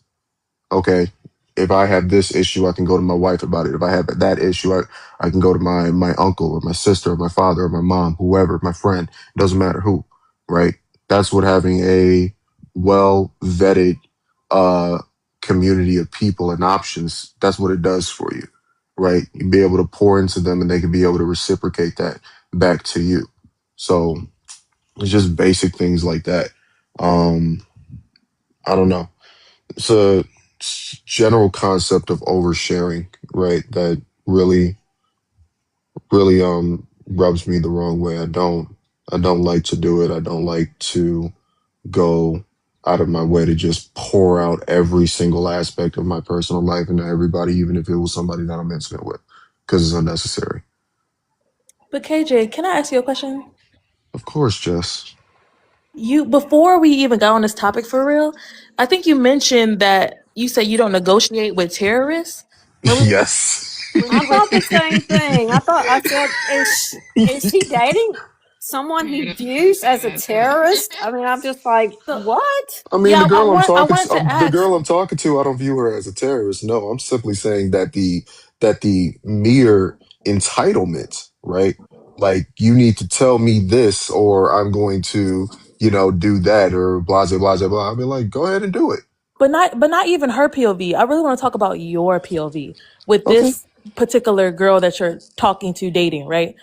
Like, are you saying that you would not share because she doesn't need to know everything? that's what I said. Yes, Okay, so even if y'all were to get more serious, get married, she still would not need to know everything? if it doesn't directly involve her, no. Okay, so when is she? So the emotional terrorist comment was just for fun. It wasn't because that's how you see your intimate relationships. It was specific. It was specific to the point of I need to know this information because I'm entitled to it. And I need to make it abundantly clear you are not entitled to anything that I got going on in my head. Neither is the vice versa situation. I don't have to tell you SHIT, and you don't have to tell me SHIT either. You are more than entitled to be reserved with your emotions, just like I am. I'm 100% consistent.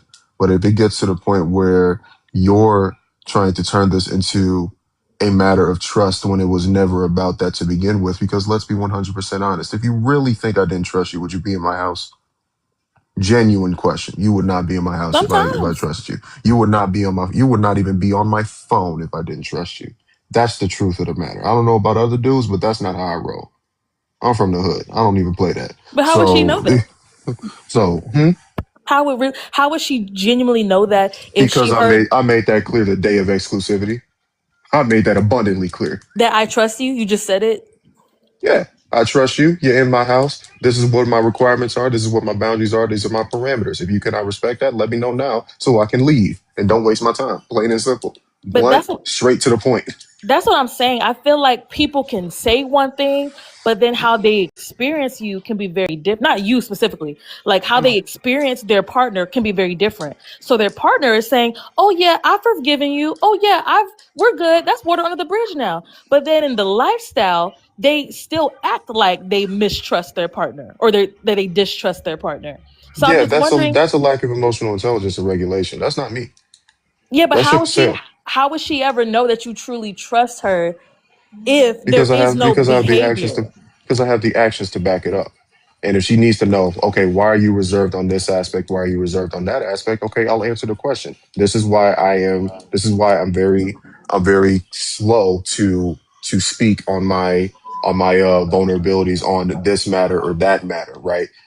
And I'll tell it like it is, just like I've said on this panel. You're not entitled to that. I don't have to tell you anything. It's not from a matter of trust. It's from a matter of that's just who I am. I don't overshare with anybody, not even my own mother.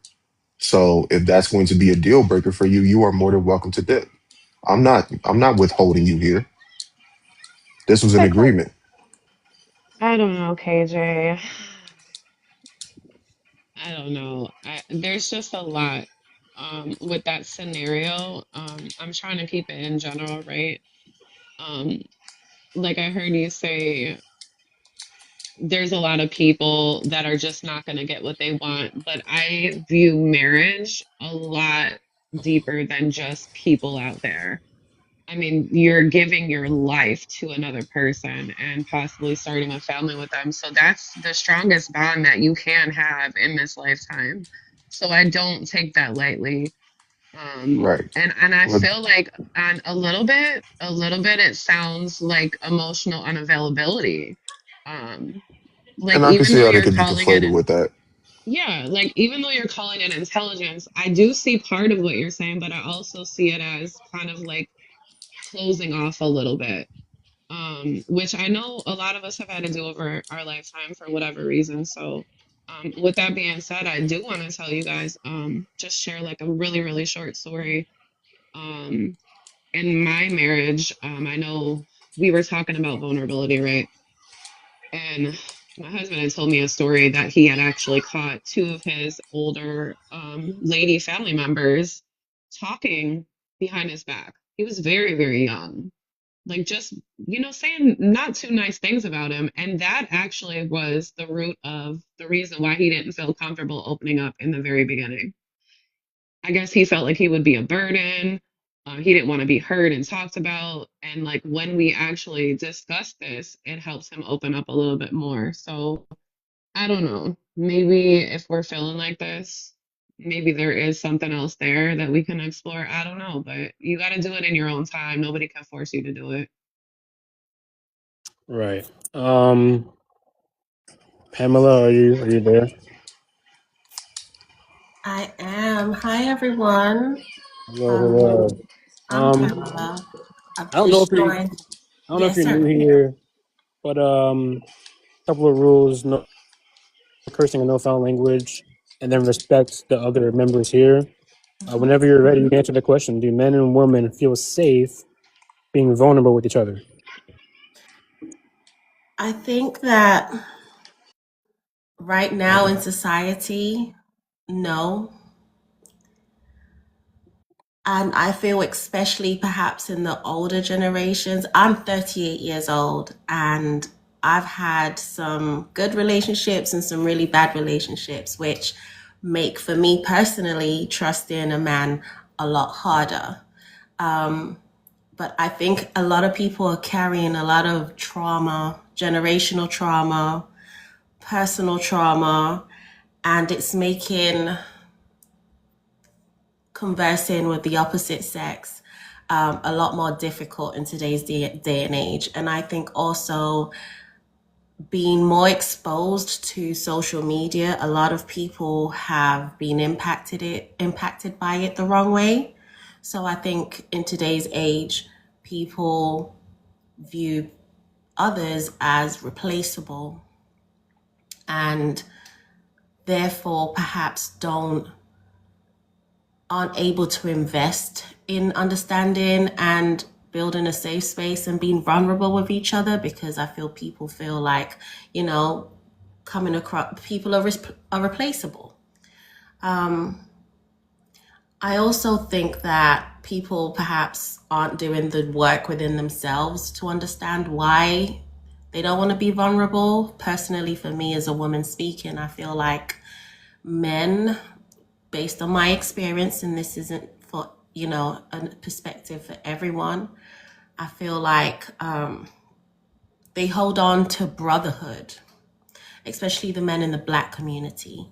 They hold on more to brotherhood than they do to the union or companionship that they have with the woman. It's almost like they're okay being vulnerable with the man, but they withhold parts with the deepest part of themselves from their partners. Pamela, Mm-hmm. how you doing? My name is, I go by the name of the Fifth General, Fifth for short. I'm the host here, okay? Okay. Welcome to the panel. I want to Thank. address what you said Mm-hmm. just now. Mm-hmm. My question to you is, what do women often do with the men that they become vulnerable with that Mm-hmm. puts men in a position that I may need to not share as much with her, and let me share with my brotherhood circle first. What do commonly women do with that bit of information going forward? I think there may be an aspect of women oversharing with their circle or just being oversharers. They perhaps may not protect the man's vulnerability from the people that they know, because okay, so maybe a woman feels vulnerable, openly vulnerable with her circle of friends or just in life generally. Just because she does, sometimes she may misinterpret his vulnerability to the world. So she may share that openly and not protect it. So that perhaps might make the man feel as if he doesn't want to share his vulnerability with her because she shares it out to others so easily.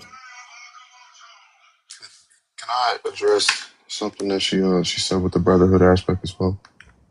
Please do. Okay.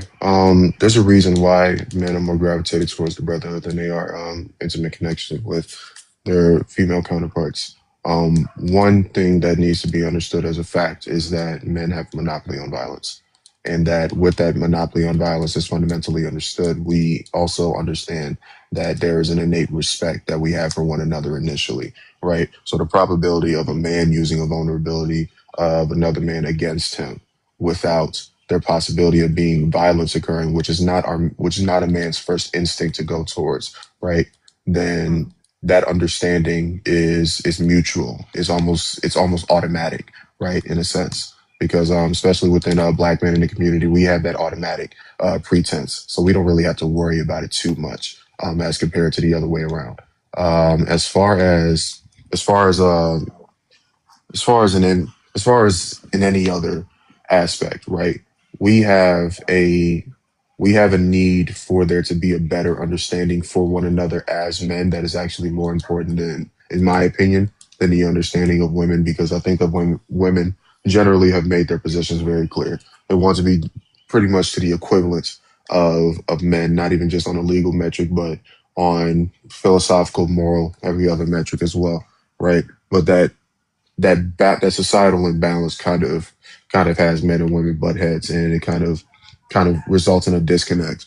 The importance of being involved. Hold on one second. The importance of being involved with one another on a friend level is fundamentally important because men understand men's issues, right?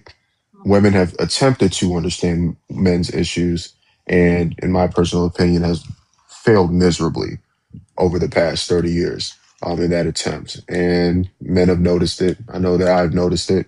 And, we tend to gravitate towards our own circle. We don't really like to be sugarcoated when it comes to certain things that we're dealing with. We like to get straight to the root of the problem. Hey, this is a problem that I have. I want to be able to solve it.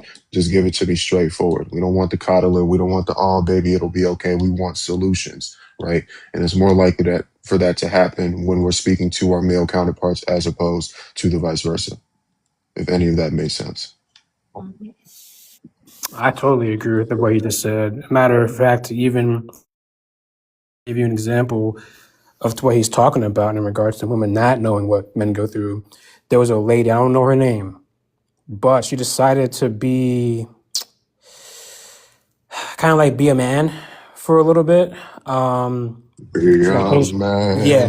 She changed her name and was being like more man, like no one knew that she was actually a woman. This is before all the trans stuff came into play. She was doing an experiment. And in her experience as a man, she went through so much hardship because she thought that men had it easy. She went through, I think, a couple of months, maybe a year. I don't remember how long it was, but it was like a big story back then. Well, her name is yeah, Nora yeah. Vincent, by the way. Thank you for that, Jake. Thank you for that, Jake. Yeah, she pretty much came to the conclusion that men have it a lot harder from her, being a man for that short period of time, and she couldn't handle being a man. So she, unfortunately, self-deleted herself because of how hard it was to be a man. And we all know that, according to the stats, men do, off themselves more than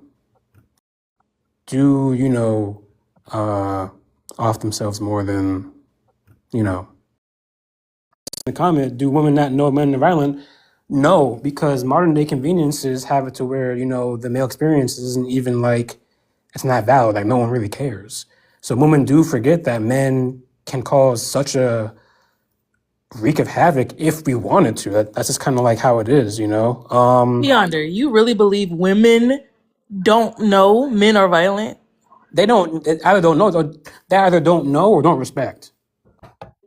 Why One would of I those two. respect somebody's lack of emotional regulation? No, it's not. I It's know not you're about. It's not what he's It's not talking about about. that. He's talking about the It's not about capability. that. He's talking about the Yes, capability. but the We're not statement talking about. was women do not know men be violent. No, they test men all the time. And in DV cases, right? A lot of the times the men isn't even the perpetrator, the woman is. The woman are Oh, pushing that most guy of in the a time. situation. Yes. Yes. Beyonder, As show Yes. mu- me whatever stat you saw that men are In really the victims in these DV cases. hold on. In lesbian relationships have the most DV That's not what we're cases. talking about, Beyonder. No, We're what I'm talking saying about is that hetero. what I'm saying is that women do perpetrate that a lot of times. Yes, that's correct. No, but again, you said hetero. So stay on the hetero because there's a great reason why lesbian couples have a lot of DV. There's great reasons. I think I misunderstood you, Jess, about what he said because I thought when you said what you said, I was listening to when he said that women handle information a lot differently than men do, meaning like if we were to hear something from our man, we would more likely try to get on some revenge stuff versus a man sharing it with his boys. Like they're not going to use that personal information against each other. That's where I don't know. And yet, but again, they always, not they, I don't want to make this personal. People always will preface that by saying, well, men just like automatically respect men. And like that's what KJ said. KJ said that men have a monopoly on violence. And so when they step to another man, there's just this embedded respect. yes, So they can have deep conversations with yes. men. Why is that And difficult to comprehend? and it's difficult to comprehend because it doesn't ring very true. And What? What type of men have you been surrounded it by to where doesn't that's not the case? it doesn't ring very true because again, what I'm hearing from you is that men go around respecting other men because they know their violent capabilities. Yeah, that's When Generally speaking, one when thousand yes. percent. when what I've noticed is that men don't really respect men. Men will fear what a man can do, which is why when No, a man will tell a woman to dress more modestly, it's not out of respect for the other man. It's out of fear for what the man would do. Nah, So I don't see this whole thing where there's this brotherhood. Let me that's not. let me Incorrect. let me check. Wait. Hold on. you got it. I'm You talking. got it, host. Go ahead. Go ahead. You're breaking up Hold on, bad. Fibs, you're cutting up. Hold on, bro. We can't hear you. Yeah, can y'all hear me? Yeah. Now you're good. Hey, KJ, go ahead, and then my reception will get better. Go ahead. Okay. So yeah, your argument was that it's based off of fear. That's how I know that you really don't understand how men think, right? And it kind of just proves the whole point that I was basically establishing for the past hour. The main thing that men understand is the capabilities of other men. Every man, when they meet another man for the first time, approaches him with a level of respect, right? Especially black men. When we see other black men, what is our first initial instinct? We nod our head up, right? In a sign of in a gesture of, hey, what's up? I see you. You know, I acknowledge you, so on and so forth, and we keep it moving, right? In general conversations, firm handshake, all of these things. This is what men do. We have these conversations and we have these approaches when meeting each other for the first time. That's a sign and show of respect. Rarely ever do you actually encounter a man that just automatically walks to another man lashing out disrespectful, right?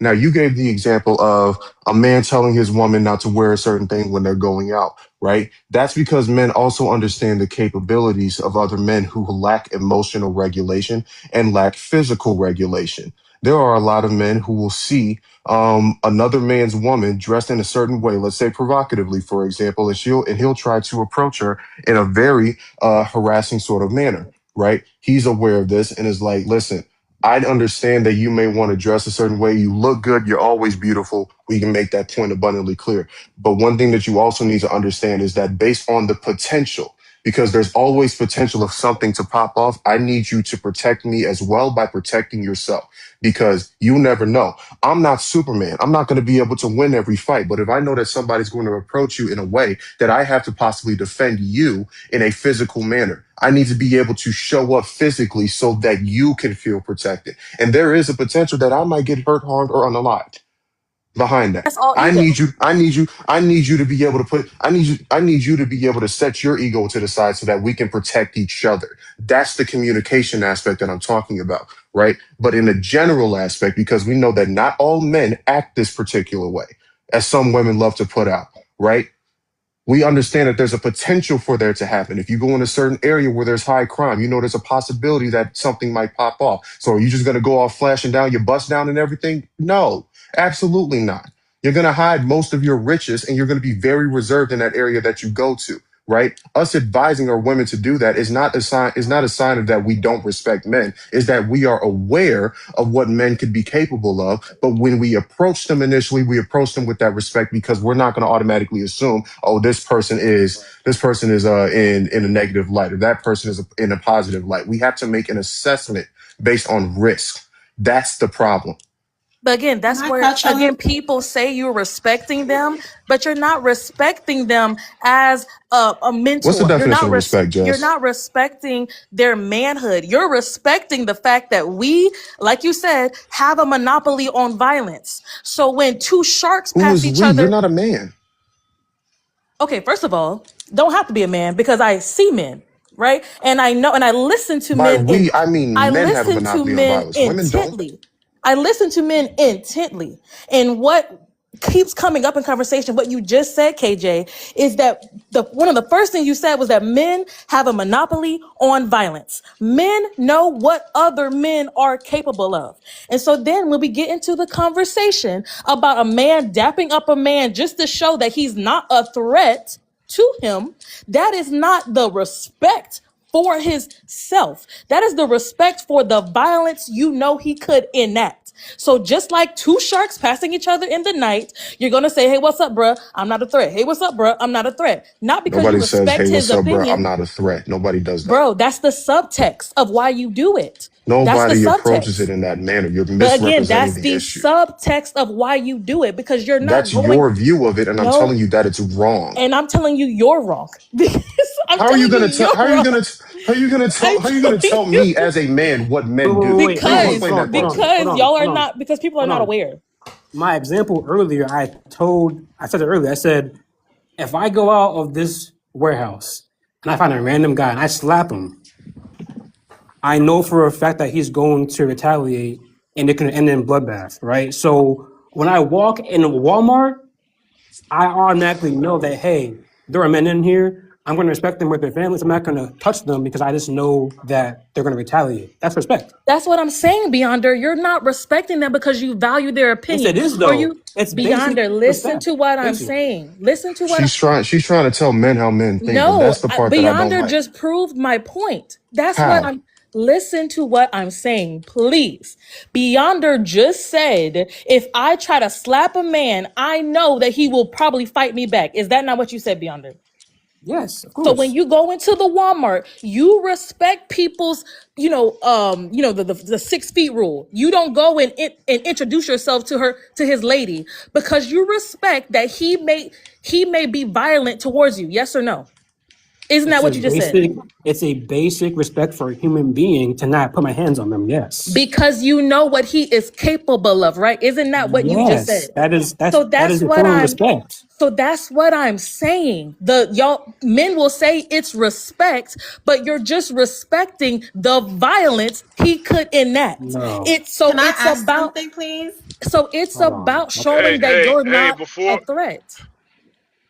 hey, can y'all hear me now? Yeah, Yes. we hear you, Fifth. We Yes, hear we you. can hear you. Okay, okay. I'm gonna talk. I'm gonna make it brief, and then I'm gonna let y'all speak. Um, Jess is a wordsmith, so here's the words that I would have used, and what I commonly use when I address this topic, and that is, men understand the threat of violence better than women. So Jess is caught up on a respect thing. We understand the threat of violence. This is how we understand it in this way. There are men who understand it in a point where they won't test it or they will test it. We respect it amongst other men, and we respect it when women are out there with other men, i.e., the example that someone gave about, the woman dressing a certain way in a certain area, and then us as the fellas give our leadership and the guidance for them in terms of, nah, I don't know if you should go out there like that because da da da da da. That's how I would address that talking to Jess. So yes, we understand the threat of violence better than y'all. Guess how good we understand it. We understand it so much better to the point where y'all as women don't even know the threat between y'all each other when y'all get into conflict. Not every woman who gets into an argument with another woman thinks, oh, we're gonna be slapping and punching. But as men, we know that at some point words become fists because words with each other is not really our strong point. So at some point, we're going to throw down. But women can jaw jack for 10 minutes and not a fist be thrown. But guess what? It could happen, right? So as men, even we understand it amongst other women. This is why a lot of times if there's a conflict going on and a man doesn't want his woman involved in something or getting him in trouble with another man, the man should come in and say, hey, baby, chill. Because you go at it with this man, now me and this man gonna be fighting. She's not thinking they're gonna be fighting. That man knows at some point they're gonna be fighting because he feels like he gotta defend your honor. So if anybody's gonna sit up here and act like that ain't real, then you're gonna have to tell me where you from, where your parents from, and where your grandparents from.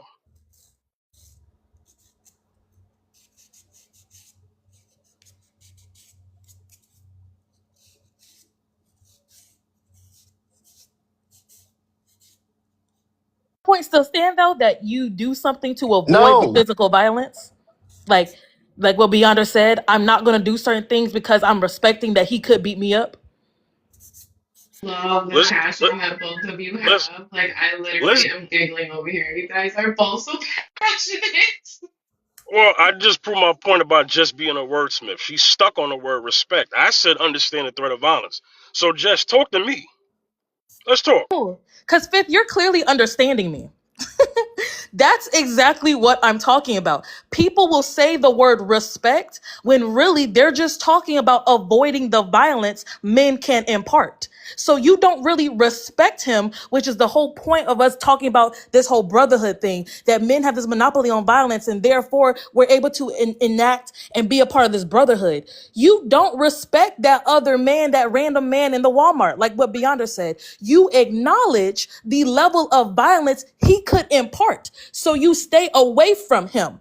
That is not the same thing as the I respect acknowledgement. him. So therefore we have this brotherhood. That is not the same thing. And it's the been the made to the, be the sim- the same thing simple in this acknowledgement of conversation. any capability that a man has when it comes to violence, when it comes to words, whatever, right? The simple acknowledgement is innately a sign of respect for him and his capabilities. To suggest that this is not respect is definitionally incorrect, and that's the problem, right? So when I'm saying that men have a monopoly on violence, right, that's to suggest, is not suggest, is literally to confirm that because of what we are capable of as men, we know that what I'm capable of isn't really all that different of what Fifth, what Beyonder, or any of the men that are listening in are capable of. We know that we can't just talk to people any type of way. Really, we shouldn't even be talking to anybody any type of way, but definitely not our male counterparts, because we know that if you end up saying the wrong thing, guess who's gonna get the shit smacked out of them?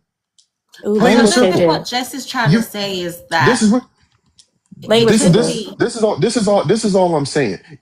if we're going to talk about how men work, at least approach it with a certain level of nuance and not try to disingenuously assess how men operate when you have a lack of understanding of how men operate in general as is. But I That's don't. not fair. but I don't. I know men You've think. already made that clear that you No, I do. don't. I actually do, because you keep repeating what I said. I know for a fact men respect other men's physical ability. I know for a fact that other men know how other men think, which is why you tell her to dress differently so you don't get put in a situation where now you have to fight a man and, like you said, KJ, possibly unalive. We are saying the exact same things. What I am saying is that men will use the word respect when it's really, again, just a consideration. So then what's the word that so if it's a But consideration and it's an acknowledgement of his capabilities, you're telling me that's not a sign of no, no, respect? no. Again, It's a remember what yes or I'm no saying. question. Is that not a Remember, sign of respect? no, but you interrupted me. Okay, It's so remember what I'm saying. situational awareness. I No, but think what you I'm have saying, situational what awareness what that I'm someone could saying. possibly hurt you. So you're not going to do anything to put yourself in a predicament where you're going to be hurt. So you have that situational awareness that of threat and danger. And you don't act upon it based on feelings and emotions, where maybe a woman may, without, thinking further about her safety, and is more driven emotionally. But she will, though. Women know they can get beat up by men. But that's not my point. My point is that this whole monopoly on violence conversation was made in the context of the brotherhood, because KJ brought that up when Fifth was talking about the brotherhood. And so I'm just trying to show that there's a line between the brotherhood level of intimacy and vulnerability that men say they have more so than having with their woman, and then the quote unquote respect they have to show that they're not a threat with a random man because they know the level of violence men have. Those are two separate things. Can I add something Agreed. also, Jess? I did want to say to you, I absolutely understand what both of you are saying. And this actually makes me think about, what I studied in business, how there's organizational leadership, and also you can compare it to parenting, right? Um, this is the difference that I see is women look at respect more in a loving type of way. And men, they don't use that. We would call it fear, right? A lot of men look at respect in a kind of what we would call a fearful kind of thing. And that's where there's a lot of problems when we have leadership, right?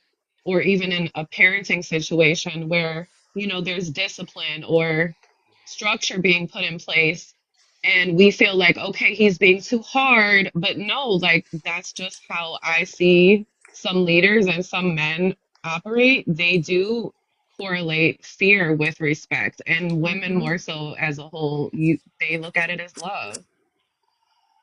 Exactly. So then there is an innate misunderstanding or disconnect between how men view respect and how women view respect. Then I want to say there's a Absolutely. misunderstanding. she There's a just got through. difference. She just got through showing how. She just got through explaining how women view respect in a different way that men view respect. Did she not just get through doing that? Yeah, Yeah, but would you consider because that a misunderstanding, or would you say that it's a different perspective of what we It could be. define well, as respect? It's simply like this. Women view respect differently than what men do than what men view Yeah. respect. That easy, right? How your comprehension of how respect is when it comes to men has been grossly misrepresented because you're operating off of the aspect that men are operating off of the fear for one another. I'm gonna keep it a buck 50 with you, right?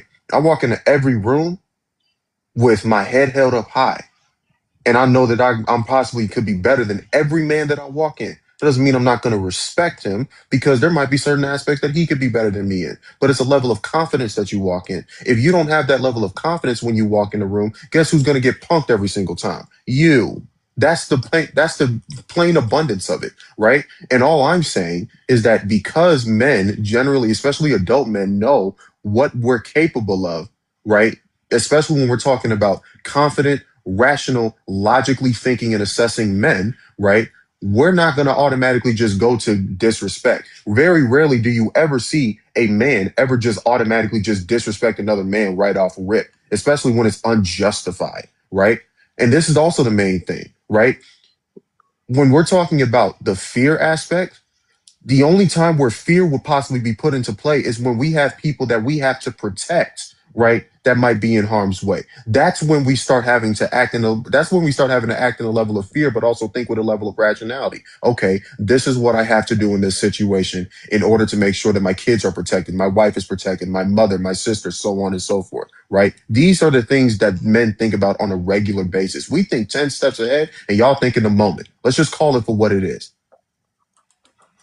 Tucker, And this that's why you're having a that's why you're having a difficult time understanding the difference in respect between men and No, women. I'm not. Men don't even need love. Quiet as cat. We need the Yes, respect. y'all do. Yes, y'all do. How you You gonna just tell us what define we your need? love differently. Men in the chat and on the panel. Did I tell one lie? Did I tell one lie this whole time since I've Again, been up your here? definition of love. Hold on. You think I'm capping? Ask every I'm man not. in here if I'm lying. Okay, cool. Again, this will go back to what You Ariel won't do it Angel because you know I'm said. not lying. First of all, again, we're talking about people's connotation of the word. I intimately understand what men are saying. What I don't think is true is that men can understand the nuance because, like KJ said, some people are just black and white. Some people, they're going to think 10 steps ahead when we're still on point A. I understand intimately the nuance of the male mind. I understand it because I see it every day. I Just see because it. you see it I every day play. doesn't mean you Yes, understand it. I You can do. see something every day and And not I talk comprehend to it. men, and even the random men that I see online are perpetuating the stuff that I see in my own family, intergenerational stuff. Okay? So the idea that women are just so like again, some women, yes, don't have any idea what goes on in a man's mind. Jessica is the last person who don't understand men. Okay? But That's you, what though. I'm seeing now is that y'all don't understand what I'm saying. And that's okay. We can just Can agree I can disagree. I can I Yo, Cliff, interject, Jess? please interject because I'm Yeah, about to go on This a is whole tired. minute. This is tiresome. yeah. Can I? Severely. So, Jess, are you willing to be open that you may be wrong on this point, or no? Absolutely. Cap. Okay. You're talking about. Can you stop? Hold on, KJ. Hold on, KJ. So you're talking about nuance, right? It took for me to come in, and I had to wait till I parked my car. It waited for me to come in to give my point on it, as far as us understanding the threat of violence, right? Did you consider that nuance before I said that word? I literally said that thing and everybody fought me on it. Okay. So Okay. you really just validated what I've been saying, but I think because you have a male voice, people heard you better. People heard me better, or you heard me better? Well, they heard you better because everybody quieted down when Fitz spoke. It's that male energy that people quote unquote respected from you. So we said the exact same thing, but it's my high voice, it's my high octave. I do think in a natural way, men will reject what I'm saying. So it's Not not true. because. So if you think that's why it got rejected, it wasn't that. It wasn't that because you were a female and you have a high octave voice. The reason why I'm asking, did you consider that nuance before I said anything?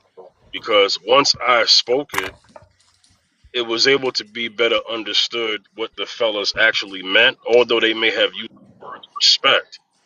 But I understood what the fellas meant because why? Because I'm a man just like them. You see how easy it was for me with them two to translate that with each other, as opposed to you're back and forth with them. And the reason why is because the statement that KJ is making, because you are not a man. To think that you said exactly what I said. I was saying that when people said respect, they're really just talking about the threat of violence. That's No, exactly what I said. And they I fought me on it. understand. No, it turned into semantics at some point, but I understood exactly what Beyonda and KJ was saying, and So the did reason why I'm I. asking about. Okay, cool. So the reason why I'm asking about the nuances is because there's nuance to everything, but at some point there does have to be a definitive answer.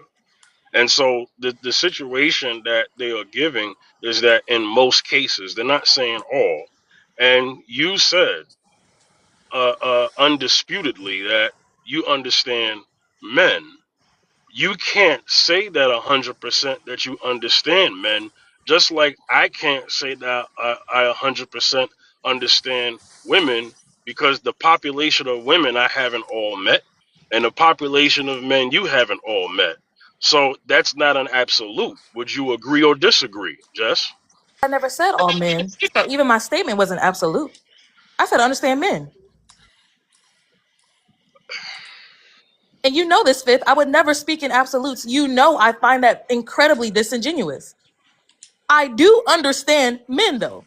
Because Saying that you've never I spoken said in absolutes when exactly. you've done it several times on my panel is absolute cap. First Come of on all, I now. haven't been on your panel in months, KJ. So don't even do that. It's only been a month. No, Don't it's even do been that. months. It's been at least 6 weeks. And I've never used the word all ever in my life on your panel. Run the Yo, tape back. Fifth, how much time you got? 'Cause Run the tape back. Hey, I don't have much time. Y'all got to give your final thoughts because oh man, I got. But beyond you go ahead. You go ahead. dang. Well, yo, this is crazy. I wanted to talk more about this. You gotta do it on a day when you're off, Fifth. So we talk about this for a long period of time because I had. All right, I'm gonna go ahead and say this, right? So respect, it involves acknowledging worth, treating others with politeness, and adhering to rules or standards, right? If we had a president, right, and he wasn't that guy, and everyone knew he wasn't that guy, other countries would press him because he doesn't have that respect. But if that president, was with it and was speaking on business, standing on business, other countries aren't going to do wild stuff while he's president because they have respect for that guy and his ability to, hey, you know what? I don't want to be violent, but if I have to, I got to. They're going to respect that because they know that he is that guy. That is generally what it is in society with men. I can be comfortable going into a Food Lion or Walmart or wherever I go, Barnes and Noble, and I have to worry about people doing nothing crazy. It happens, sure, it's possible, but there's a law for a reason. People follow the law, people break the law. On average, people follow the law more than they break it. So I can look to my right and left and think, okay, you know what? So and so, man, woman are going to respect the law. I don't have to worry about nothing crazy happening. So violence, when it comes to men, it's a factor for sure, and you have to respect their capability, their ability to be violent. Otherwise, you're going to have anarchy. People are going to do whatever they want. Because if men wanted to, it would be that. It'd be anarchy. There would be no order and no law. Nothing. Zero. And women would do what? Nothing. Nothing would happen. So what I'm saying is that you have to have respect for someone's ability to be violent, because if you're not careful what you're saying, what you're doing, you're gonna have people that are gonna they're gonna be emotional about it. Like, for example, like, I'm not gonna go ahead, I was in school, I never bullied anybody, not once. Because I already knew, like, listen, I don't know if he's on his last straw. He might come in here the next day and start shooting. So you gotta have respect and politeness towards other guys, otherwise it's gonna be bad. That's it. Everybody else, final thoughts, because I got to end the live. I got to go to work. David, please. Nah, for real. I can't wait till you start nighttime. You said, because it says right there you're going to be on at night, right? Starting Monday, April 13th on I YouTube. can't wait. Yes, nighttime is so much better for me. Yeah. You doing I'll YouTube do mine. streams? Yeah, I do. I do content creation on other platforms before I came to TikTok. So yeah, I'm Like, still gonna do the are you TikTok. hosting the panels on YouTube, or are you gonna post them on TikTok and post them on YouTube? It's gonna be a panel live on YouTube. That's a bet. Yeah. So Monday. Somebody about to say something? Oh, sorry. I was just saying how such a great idea that was, because people have to show their face on YouTube. I ain't got no Yes. problem Yes. showing my That's the sexy mug on rules. YouTube. I look good. Yeah. That's the rules on my. Okay, Yeah, that's the rules on my YouTube show. On my YouTube show, you got to cam up. If you're not going to cam up, you just can't be a part of it. So that's the rules on there. It's the environment is going to be more controlled because it's invite only. in terms of like being on the panel. But what I'll do is curate per episode as far as who's going to be on the panel. That way, there'll be people who will come on there every week, but then there'll be people who can't make it every week. So I may have to just kind of like shuffle through. And so, you know, for the people that are cool on the TikToks, who want to be a part of that, I'll put them on. You know what I'm saying? But it depends on who it is, because not everybody cool like that on here. But for the ones that are, I'll definitely make sure that at some point of the lifetime of the show, that you'll definitely be a guest. You know what I'm saying? And so that's going to be a different vibe, similar but a different vibe to TikTok. You know what I mean? Tell you So I'm what, excited. if you I'm do What's ready. going on? if you do Tuesday nights, I'll definitely be there. Thursday nights, nah, because I'll be in Austin at work. So yeah. So yeah, I can only. So I'm off Sunday, Monday. That's why I'm doing this on Mondays. Okay. Oh, And it's then Monday nights. Oh, that's even better. yeah, That's yeah, even better. yeah. So Yeah. so let me give you like a idea of my schedule. Right, I work late, so I have one of those late shifts. I work into the midnight. So uh, Sundays and Mondays I have off. Also, I have a podcast that I pre-record on Sunday with Zacchaeus. So my almost every day is content creation. Okay, so I can only do but so much on TikTok because I got my YouTube. You know what I'm saying?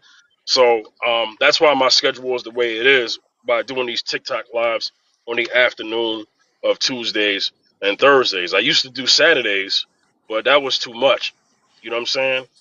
And also, I had a former co-host with me. He's no longer co-hosting with me no more. So I dropped the Saturdays. You know what I'm saying? So everything will be explained more, and because I have another show that I'm working on that I'm trying to premiere in the summertime. So it's a lot for me. Day job, content creation. I can't do content creation full time yet. Once I start making money off of it, of course. But where I get my bread is my day job. I'm So right there with you. I do. I'm the same way. I work a couple of jobs, one part time, one full time, and yeah. Listen, I understand completely. So Yep. right, and I've been on the internet since 2008. Not everybody knows me, but I've been doing this since 2008. So internet radio, and then podcasting since 2017. So I know how this works. All right. So let me get Meerkat final thought. It's been a Meerkat. Uh-huh. oh, sorry.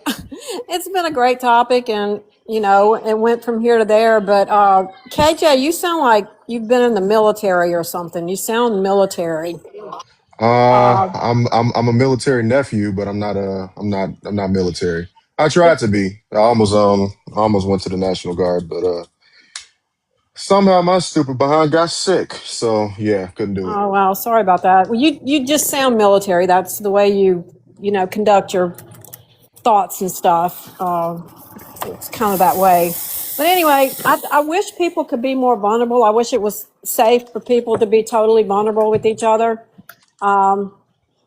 And I've learned a lot listening to y'all, hearing, conversing, whatever. I appreciate Biff letting me be part of this, and I look forward to other things. But yeah, I have learned that you can't tell people everything, but you do need to. If you can't trust them to share everything that's going on with you, not that you necessarily have to.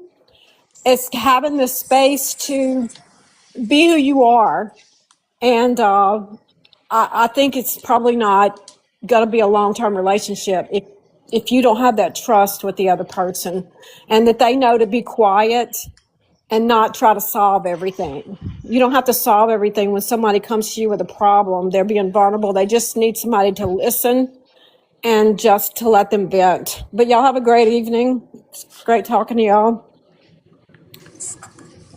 Thank you, Meerkat. I always appreciate your support, and I'm glad that you are also joining me on my Monday journey, because you're going to be on a future episode as well. Thank you, Meerkat. I appreciate that, and I'm looking Thank you. forward to it. Camera ready. All right. Jess, I'm gonna have you go last. Angel, any final thoughts? Ooh, Meerkat kind of touched on it. I think it would be a beautiful thing if we could all be vulnerable with each other, men and women. Since this is a topic, I think it would enhance relationships greatly. To have that safe space, to have that place you can call home. Right, But I also think that you will know when you can get to that place when you find that person. right. And I don't think that it should ever be forced, like I had told KJ. So thank you for having me. This conversation was amazing, you guys. I appreciate all of you. Thank you, Pamela. Any final thoughts? Yes, so I know I came in quite late into the discussion, but it was enthralling listening to some of the things. That's why I've tapped on the live. Vulnerability for women is very important. So I wish there will come a time where men can feel comfortable to be vulnerable with us. We work on emotional connection, and that entails vulnerability. And I think that there's a lot of that missing in society. Men and women seem to be drifting further apart from each other, and I don't like the feeling it gives. There's a lot of separation between man and woman, and I also feel like, for me personally, when it comes to respect, we also need to understand that we have to understand people's perceptions, lifestyle, and what they've experienced and what they need as individuals to feel respected. But I've walked away with the understanding that men have a mutual understanding of each other and they stand by that. And I can appreciate that. But I wish there'd come a time and space where men could open up a little bit more and give a little bit more vulnerability to a chosen female, a person who you see as a significant other. We're not telling you to, be open and vulnerable with every woman. No, every woman is in a safe space either. So when it comes to building a deep connection, it's something every woman, I feel like I can say as a broad statement, requires. But yes, thanks for giving me the time and space to be a part of this. Thank you, Pamela. Hey, just to kind of, because you're new, I go live on TikTok every Tuesday and Thursday, 1 p.m. Eastern time. I don't know what time zone you're in, but 1 p.m. Eastern time every Tuesday, Thursday afternoons. Okay, you're welcome to come back. You were nice and respectful. Thank you. Okay, thank you. All right, Jess. No problem, Jess. You have the floor, Jess. What about me? Oh, I thought KJ went when he was talking. All right, go ahead, KJ. After KJ, Jess is last. Yeah, I'll try and make this as quick as possible. The First of all, Jess, to you, if at any point that I disrespected you at any point where it may have came across that way, you have my apologies. Sincerely. Just wanted to get that point out there. I'm talking about whether it was today or a previous panel. So that's out. Now that I got that out the way. The thing about the thing about emotional vulnerability is it manifests in different ways. I say this all the time that men and women don't show emotional intelligence in the same manner. They show it in different ways, and that's okay, you know. And when we show it in different ways, we sort of have this expectancy for us to show it in similar ways, if not the exact same ways, calling it emotional intelligence when it's really subjective to the individual and it's subjective to the specs that we're talking about. So as long as we keep that in mind, I think that allowing men to show their emotions in the way that men can do it, what works for men is essential, right? Unfortunately, right now, I don't think that there are a lot of female counterparts who actually put forward the effort of understanding the difference in how men actually display their emotions. And because of that, it's probably one of the highest reasons as to why men don't feel comfortable displaying emotions in front of women, right? Not even considering, how women do have a propensity of using it against them in whatever reason, right? That's just the reality. Do I want to be fully emotionally vulnerable and with the woman that I'm talking to? Of course, right? I think that's a desire that any man would want. But with comes experiences is reality. And if you understand the reality as quickly as possible, the less likely it is that you will be putting yourselves in certain predicaments that could be of harm to you or to the people around you. And I think that's one of the major things about it. You don't want to overshare. You don't want to be overzealous with your vulnerabilities, quote unquote, quote unquote, and explore and vet their outlets so that they can be able to express themselves freely given certain circumstances. Then, hey, whatever works, works, right? Yeah, I'll land off of that.